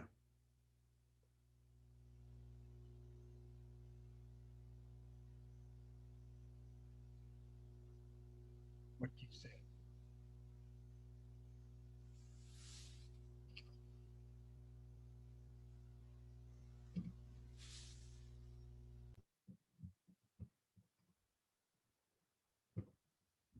Fazia.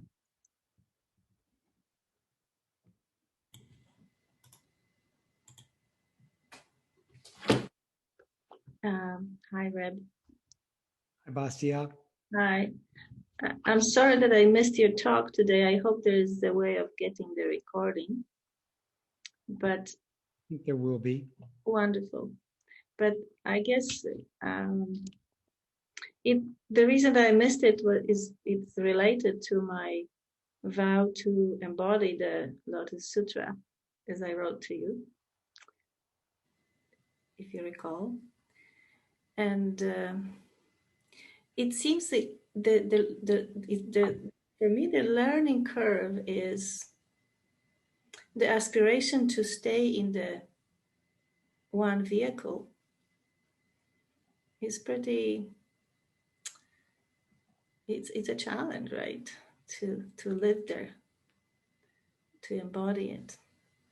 And for me right now, it is especially like how I am perceiving the way, the path, is that to embody the sutra is to welcome, say yes to whatever comes my way.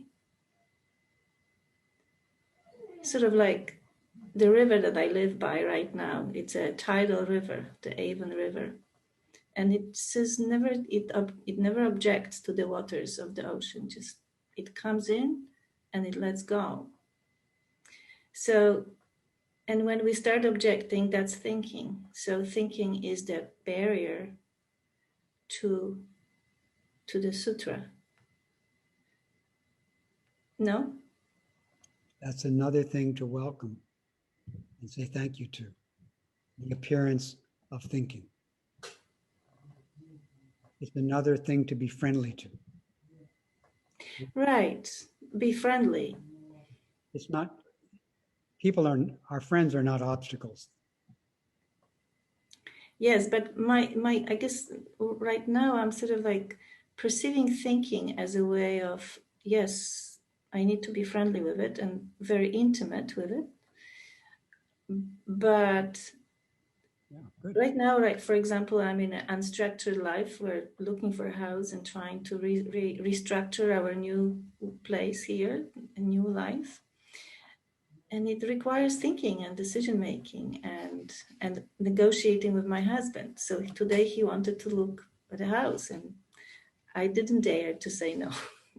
He was really excited about it, and I thought, no, I don't have in me to object. So we went. Thank you for being kind to your husband. And to myself, believe me.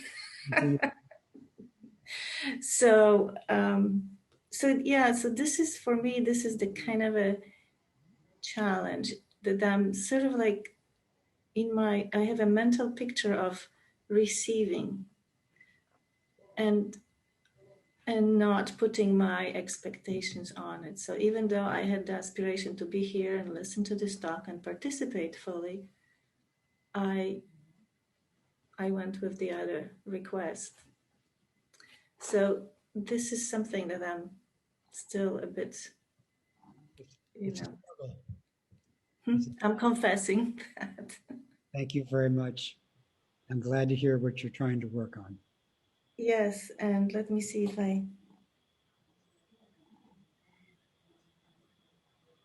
so the one thing is that what I realized through the gift of Lotus Sutra during this retreat, I mean, it was really such an incredible 3 weeks that I almost felt guilty that I became removed from life. It was such a way of just completely submerging myself in it and loving it. And I'm still pretty ferocious about it. I'm copying and studying and reading it. And I'm still loving it. And sometimes I wonder if it's too much. Wondering if it's too much is part of being upright. Mm-hmm. Also wondering if it's too little is also.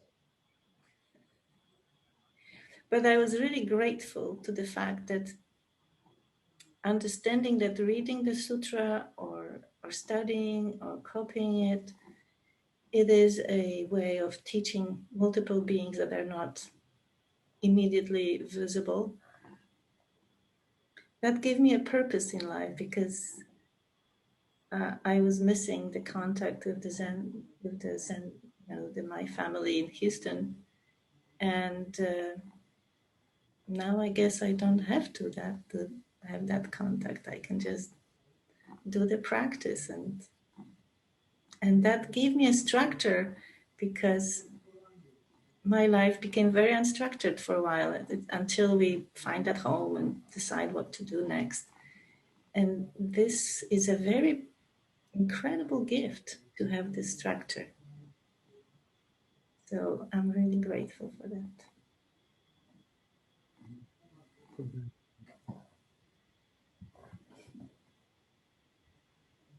Oma.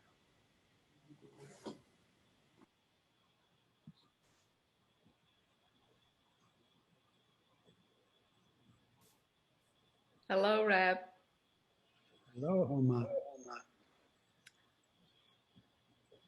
I want to thank you, the assembly who were in the retreat, because I definitely benefited a lot from listening to every single one of them. And I also, by listening and sitting here, I realized that all we're doing here, all the readings, all the reciting, all the writings of the sutras, Lotus Sutra or any sutra, is simply to wake up to who we are, which is kind of funny. You know, you do all these things to to realize, oh, this is me. So I really appreciate when you say you are the Lotus Sutra, because I see that. I see I am the Lotus Sutra. And that's why every time I read, you know, you recite it or I read it from here and there, I just say, oh, this is me. So it's kind of funny. And also what I was amazed by the Lotus Sutra was in such a profound detail, tiny little by piece, it's been able to come into words. That's what it really amazes me, because to bring it into language is just mind-boggling for me, because in the being, in the sense of it, connected to it, to me it's easier, but bringing it into the language, which is a different level, that is like mind-boggling to me. That's why every time I listen to you even speaking it, I say, oh my God, this is like beyond my imagination. So I like to give my vow, because questioning, I learned, questioning in the sutras, questioning yourself, questioning the self is liberation. The question is the liberation. And that's why I always love the questioning, because every time I question, I feel being liberated. And then when I listen, I'm more into another question. You know, it's just like, it's a continuous liberation, continuous. It's an unending liberation. And the last thing, this is, I would just like to express myself in this form, that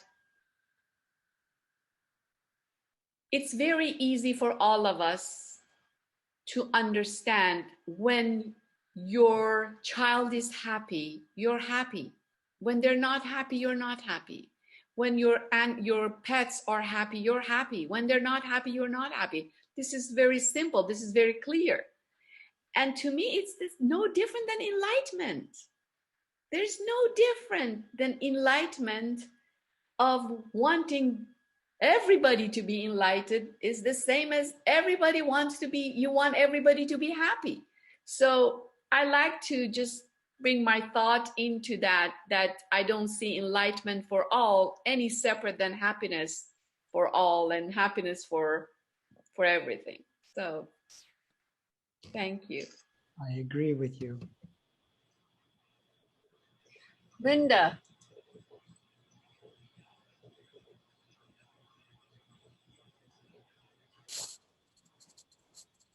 Hello, Reb, and everybody. Linda. I wasn't going to raise the hand, and I'm now among the stragglers who raised my hand at the end, because I've already had a chance to talk about these things, but I found myself so I was just listening, but I found myself getting upset, and this upset built. So I'm speaking now to relieve myself maybe of that upset. About I shared with many people many moments of joy in that intensive. So because I'm harping on something else doesn't mean that isn't true. But this is in the way for me. And the way you've spoken about the problem, the problem of predicting hell for those who criticize the sutra and so on, and the other problems, which most people seem to have gotten past. They're at peace now, but I'm not at peace. Your response to that, Reb, feels still to me incomplete. It does not satisfy this deep restlessness and distress in me. Today you said, read between the lines, and you'll see that the Lotus Sutra is welcoming our questions. That still puts it on us to get a deeper understanding of it. I will read something I wrote yesterday. Sorry if I'm taking too long, which I hope is my last offering about what the problem is and what I feel is incomplete in your response. So this is what I wrote. In the Heart Sutra that we recite, we say, this is true, not false. And another group that I was in said, this is the truth, not a lie. It is important to know if something is true. It doesn't all just escape into a huge network of relativity. It's important to know if something is false and to say if something is a lie. The Lotus Sutra statements about the incalculable periods of horrible punishment in hell worlds for disrespecting the Lotus Sutra are false. They are a lie. I'm saying that. They cause harm. We can practice with them, yes. Just as we can practice with the harm and suffering in the world. But it doesn't mean we accept them as true.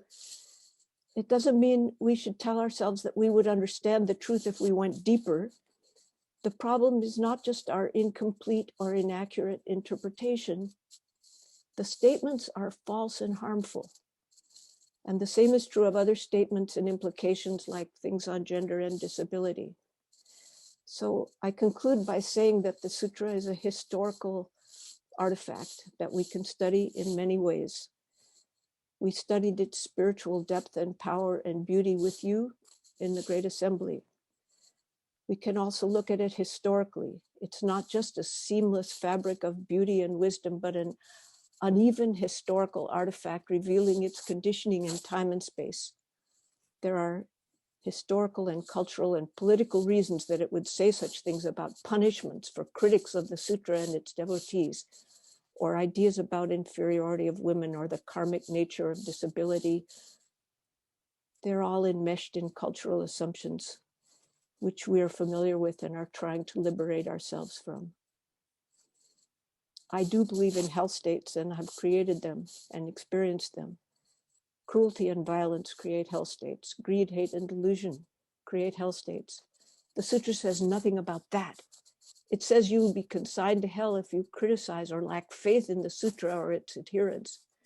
And I can't bear that, and I can't be free of that.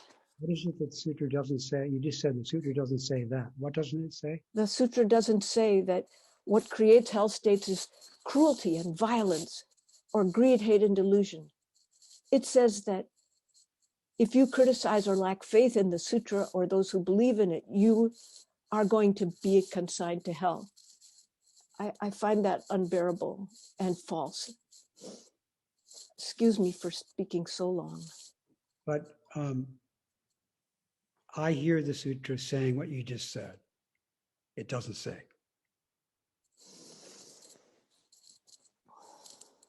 You said it doesn't say that greed, hate, and delusion cause. You didn't hear the Lotus Sutra saying that. I didn't hear it say cruelty and violence cause hell states. I want to hear that, but I don't hear that. Violence cause hell states. Do you hear it now? Yes.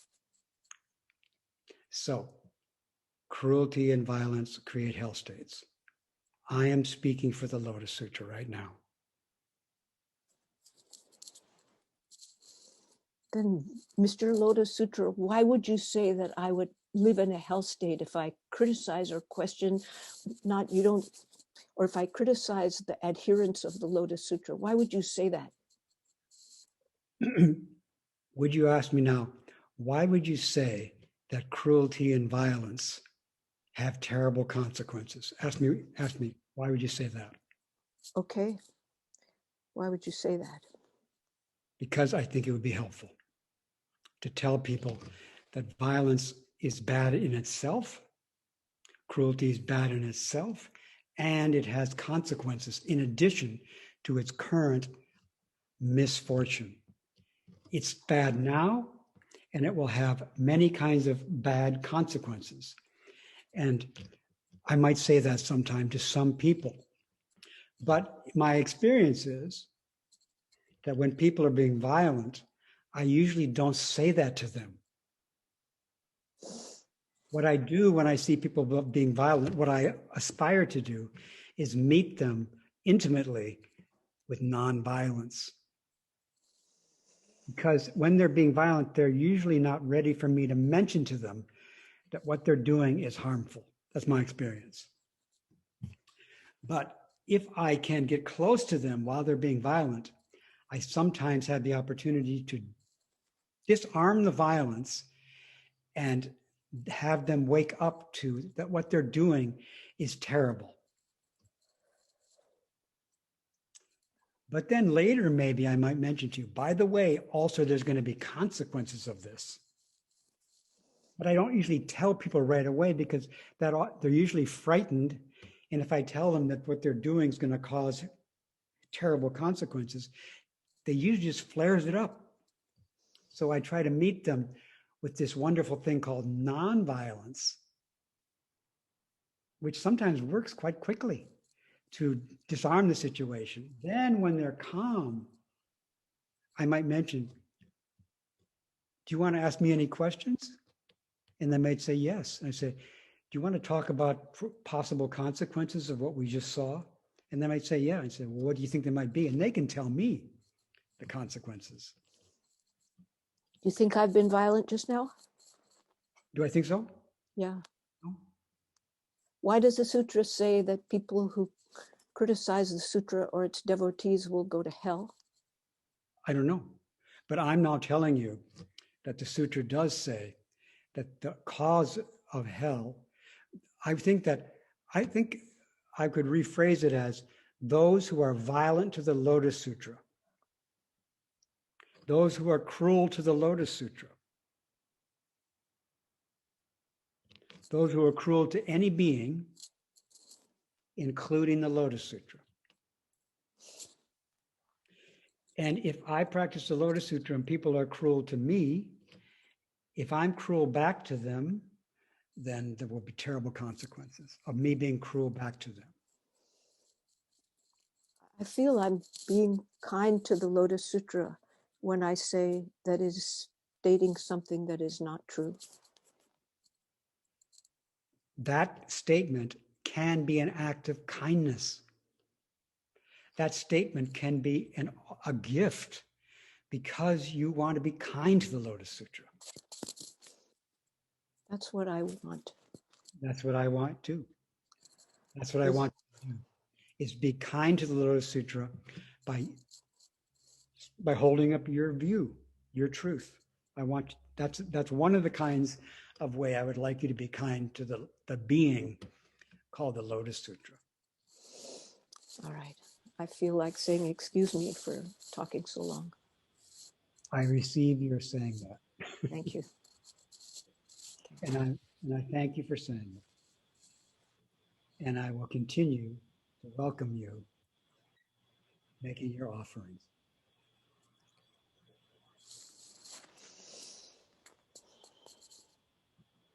Breck. Thank you, Reb. Thank you, Breck. And I wanted to express my gratitude for the unlimited opportunities to practice, including by not having participated in the intensive and also by having participated in today's gathering of the Sangha. And deep gratitude for all. Thank you.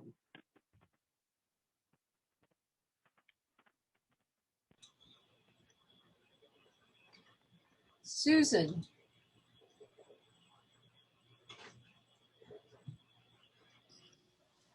Hi, Reb. This is Zen. Oh, good. I'm on my cell phone. That's why I'm not sure, because I'm just seeing you as an owl right now. So, hi, Great Assembly. Thank you so much for this, the 3 weeks. Secretly, My hand, huh?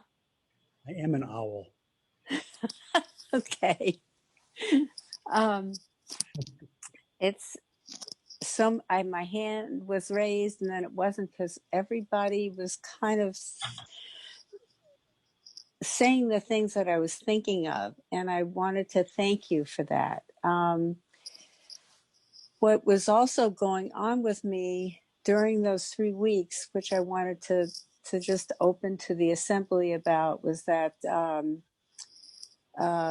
back in 2018, I got a senior flu shot and came down with polymyalgia rheumatica, which is very, very painful and lasts for a number of years.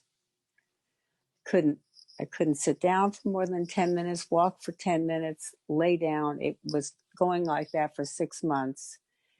And I'm toward the end of it. I've gotten off of some medicine, thank God. But during the time, I was having to lay down on the floor. And so I was hearing everybody. And I kept wondering about how can I make a vow to the Lotus Sutra, which in my heart, I definitely am there. I make a vow. And I thought dealing with the uncertainty, which is kind of what we've been talking about for 3 weeks, is how I saw it. I thought it gave me, encouraged me that I could do this, because even though I was lying down and whatever I had to do to take a break and then get back up, sometimes not get back up, but had to do it longer.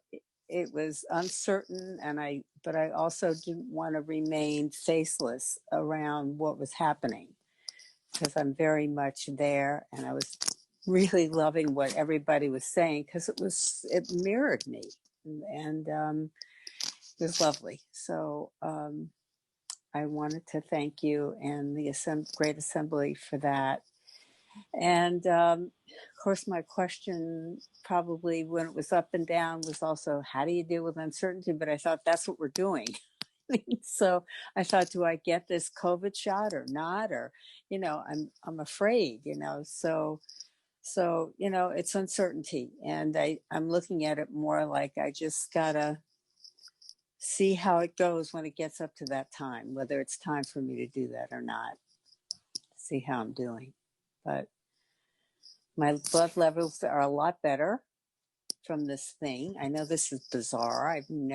But other people got it from that shot too, which is very strange. But anyhow, I don't want to go on with that. The point is that I've never had where I've been really out of communication for years, because I couldn't be. I really couldn't do it. So I'm grateful to be back. and I'm grateful for knowing that I can make a vow and do it in a way that my heart is there, but maybe sometimes I'm not facially there.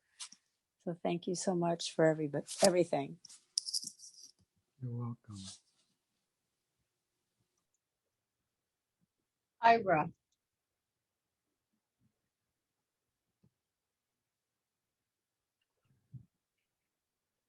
Okay, here I am.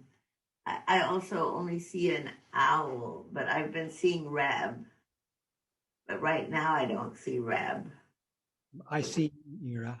Oh, now I see you. Let's see. I guess I feel like, I vowed to do whatever I'm capable of. So that's my vow.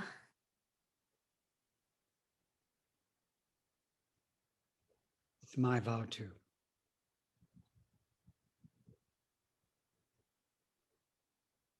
I mean, I think I have limitations, probably in how I learn or how I, but I think there's a sense of, well, again, it's like the universe decides, what am I capable of? I don't think I decide that.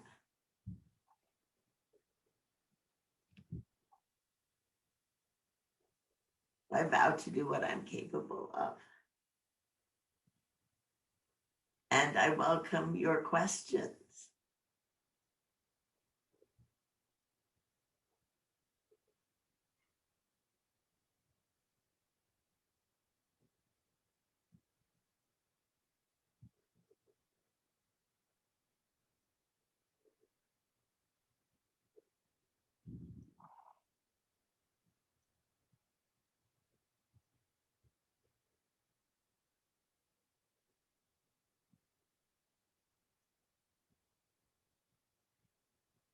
Deborah, go ahead.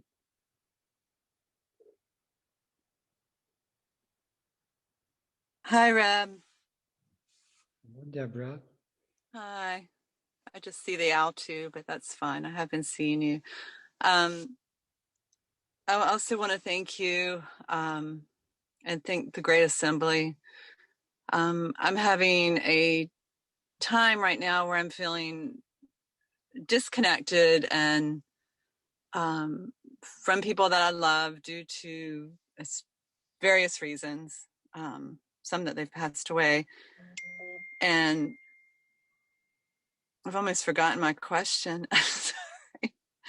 And I guess I wanted to show my face because I deeply appreciate you guys, Buddhas and ancestors. I'm having trouble connecting to all the Buddhas and ancestors. So I just wanted to connect you guys and just just say I really appreciate our discussions and our sharing. And I did have a question, and it's totally. Oh, I know what the question was. So what a vow for me is to be present with what's arising, try to welcome everything. At the moment, everything is painful, and I try to have compassion for that pain. Sometimes it doesn't feel that I'm authentically having that compassion, but now as I'm saying that, I'm thinking I'm getting caught in the feeling instead of just having that compassion. Does that make sense? Yes. It does. Any other thoughts about it, or am I okay now? Sorry. You're okay with a great opportunity. Thank you. I think this is almost done. Mei Chu.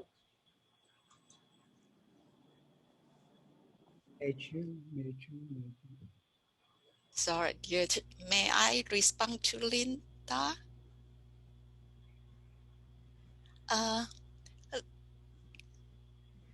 Linda, I don't know, in the Lotus Sutra, the Chinese version that I read, I think someplace it talk about the 12 causal link. I don't remember which chapter, but I think Reb mentioned it recently. So I just want to mention that in the Lotus Sutra, I do mention about the 12 causal link. Yeah, in chapter 7, after the Buddha sits for 10 eons on the verge of enlightenment, when he starts teaching, he first teaches the Four Noble Truths, and then he teaches the 12 links of causation, which, as you know, feeling, greed, clinging, old age, and death. But that Buddha does teach that. And Meichu, I request that you all don't go away before I do, okay? Okay. You can go away at the same time as me, all right?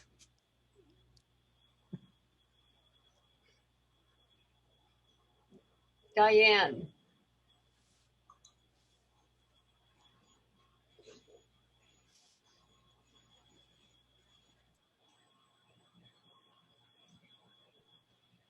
Hi, Reb and Great Assembly.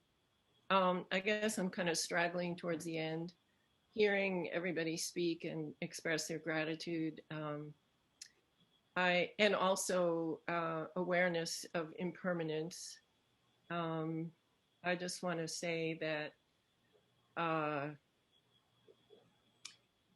this opportunity, when you started talking about the Lotus Sutra all these weeks ago, I pulled out my connection to the Lotus Sutra that started a long time ago.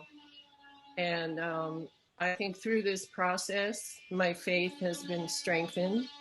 And I particularly want to thank you and everyone for having the chance to grow in faith to the point where I do want to share the Lotus Sutra, the message of the Lotus Sutra, the message of Buddhism with other people. And particularly, it feels like a miracle that I'm able to talk with my son about it. And he's actually asking questions, starting, I'm starting from the very beginning and just telling him about the Four Noble Truths. And it's amazing to hear his responses. Reb, you have an understanding of the background of this. So it's my wish to make you very happy, deeply happy in your heart. And anyone else who can pick up on this message, I wish you deep happiness in your heart. And thank you.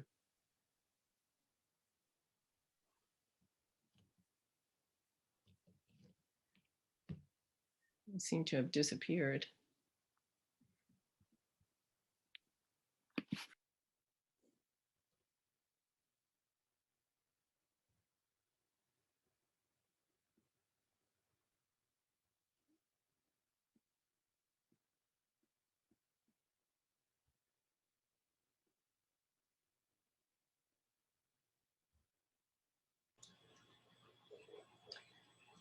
Fazia.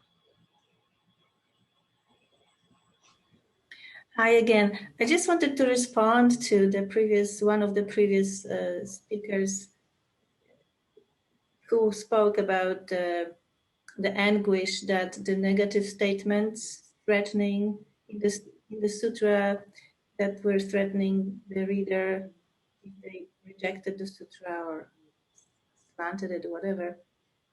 When I read that, maybe it will be helpful, I don't know. But for me, the reading of the sutra this time was it was a convergence of the religion that I was raised with, which was Christianity. And at some point I divorced it because of such statements. There were so many statements like that in the Bible.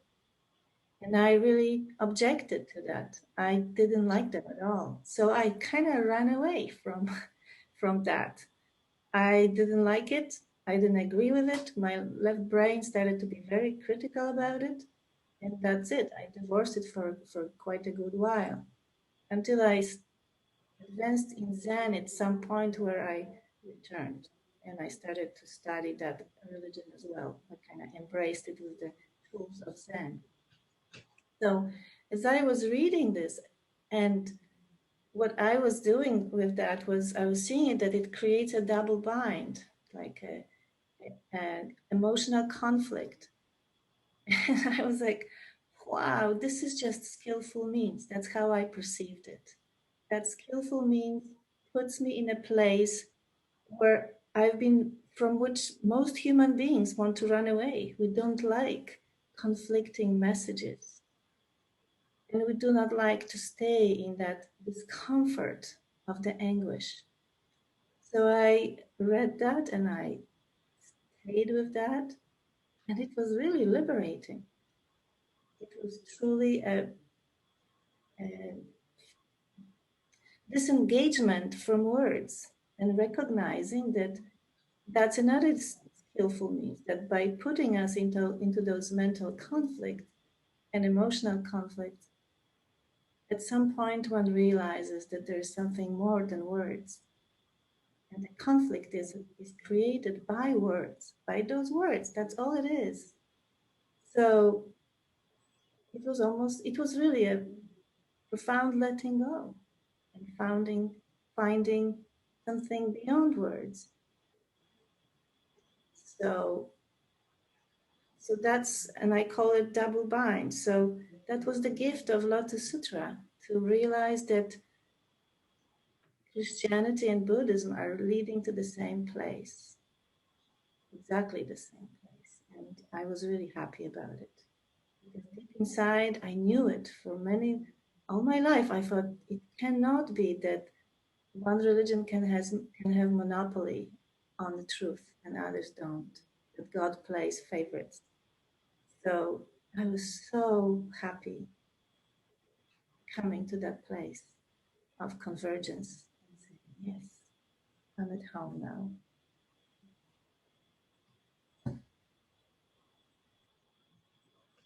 Catherine.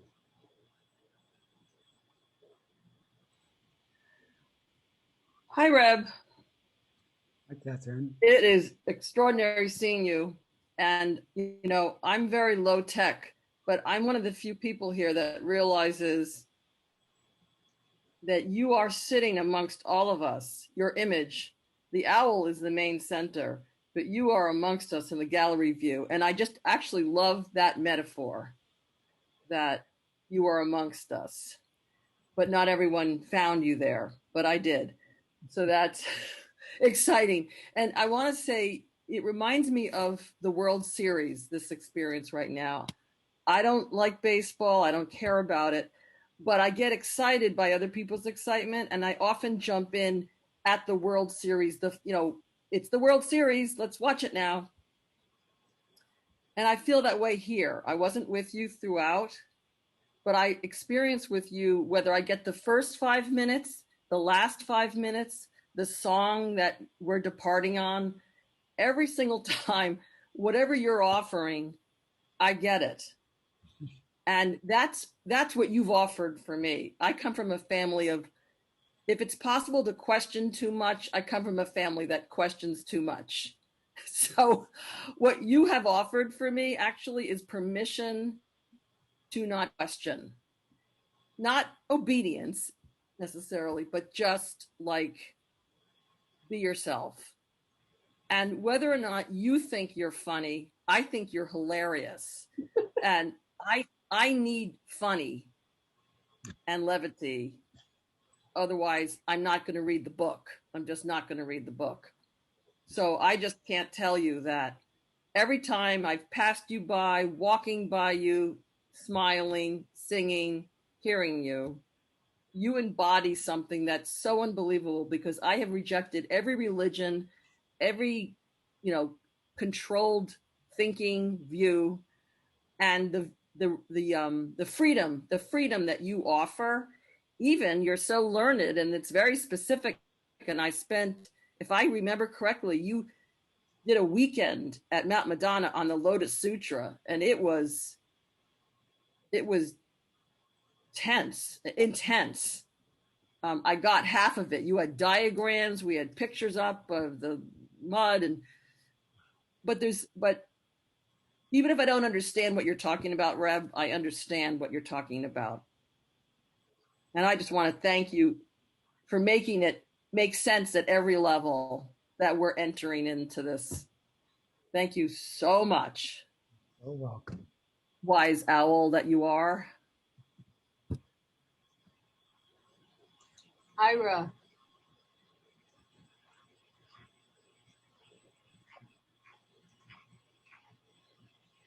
Okay, here I am. And I see the owl, but I don't see Reb. He's amongst us. Okay. So let's see, Reb, I felt we didn't finish our interaction. So since, so I wish I could see you because that would help. But let's see. There you, okay, I see that. Yeah, there you are. Okay. So I just, I thought you were starting to say something when I asked if you had any questions, and then it switched. So I just wanted to complete the interaction. To have the interaction.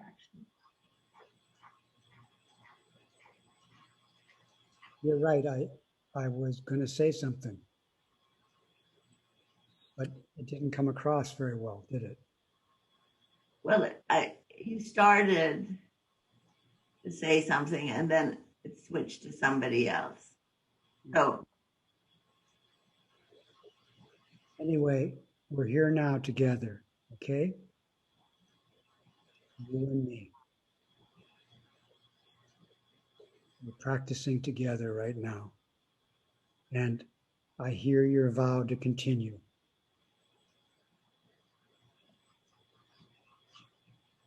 Thank you. Thank you.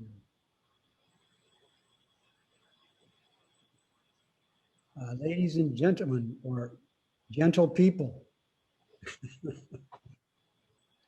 we have set a modern record, 2 hours and 50 minutes.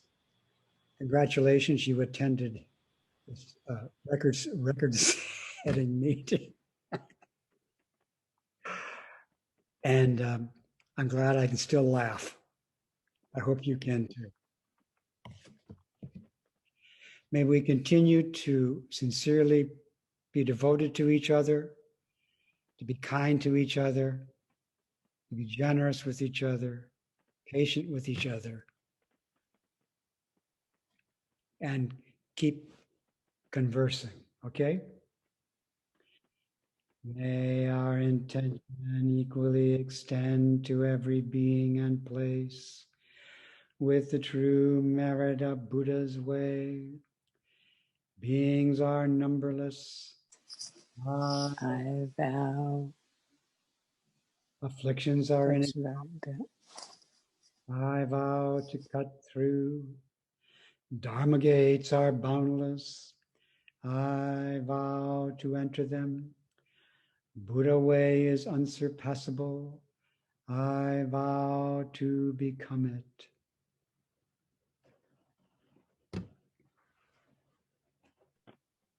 Thank you, Reb. Thank you, everybody. Thank you. Thank you, everyone. Thank you, Reb. Thank you, everyone. Reb. Thank Thank you, everyone. Extraordinary. Yeah, an extraordinary Thank you, everyone. meeting. Thank you, Reb. Thank you very much. Yeah. Bye, everyone. Bye-bye. Hi.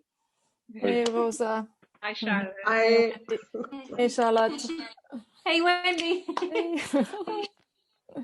Thank you, Reb. Thank you, Reb.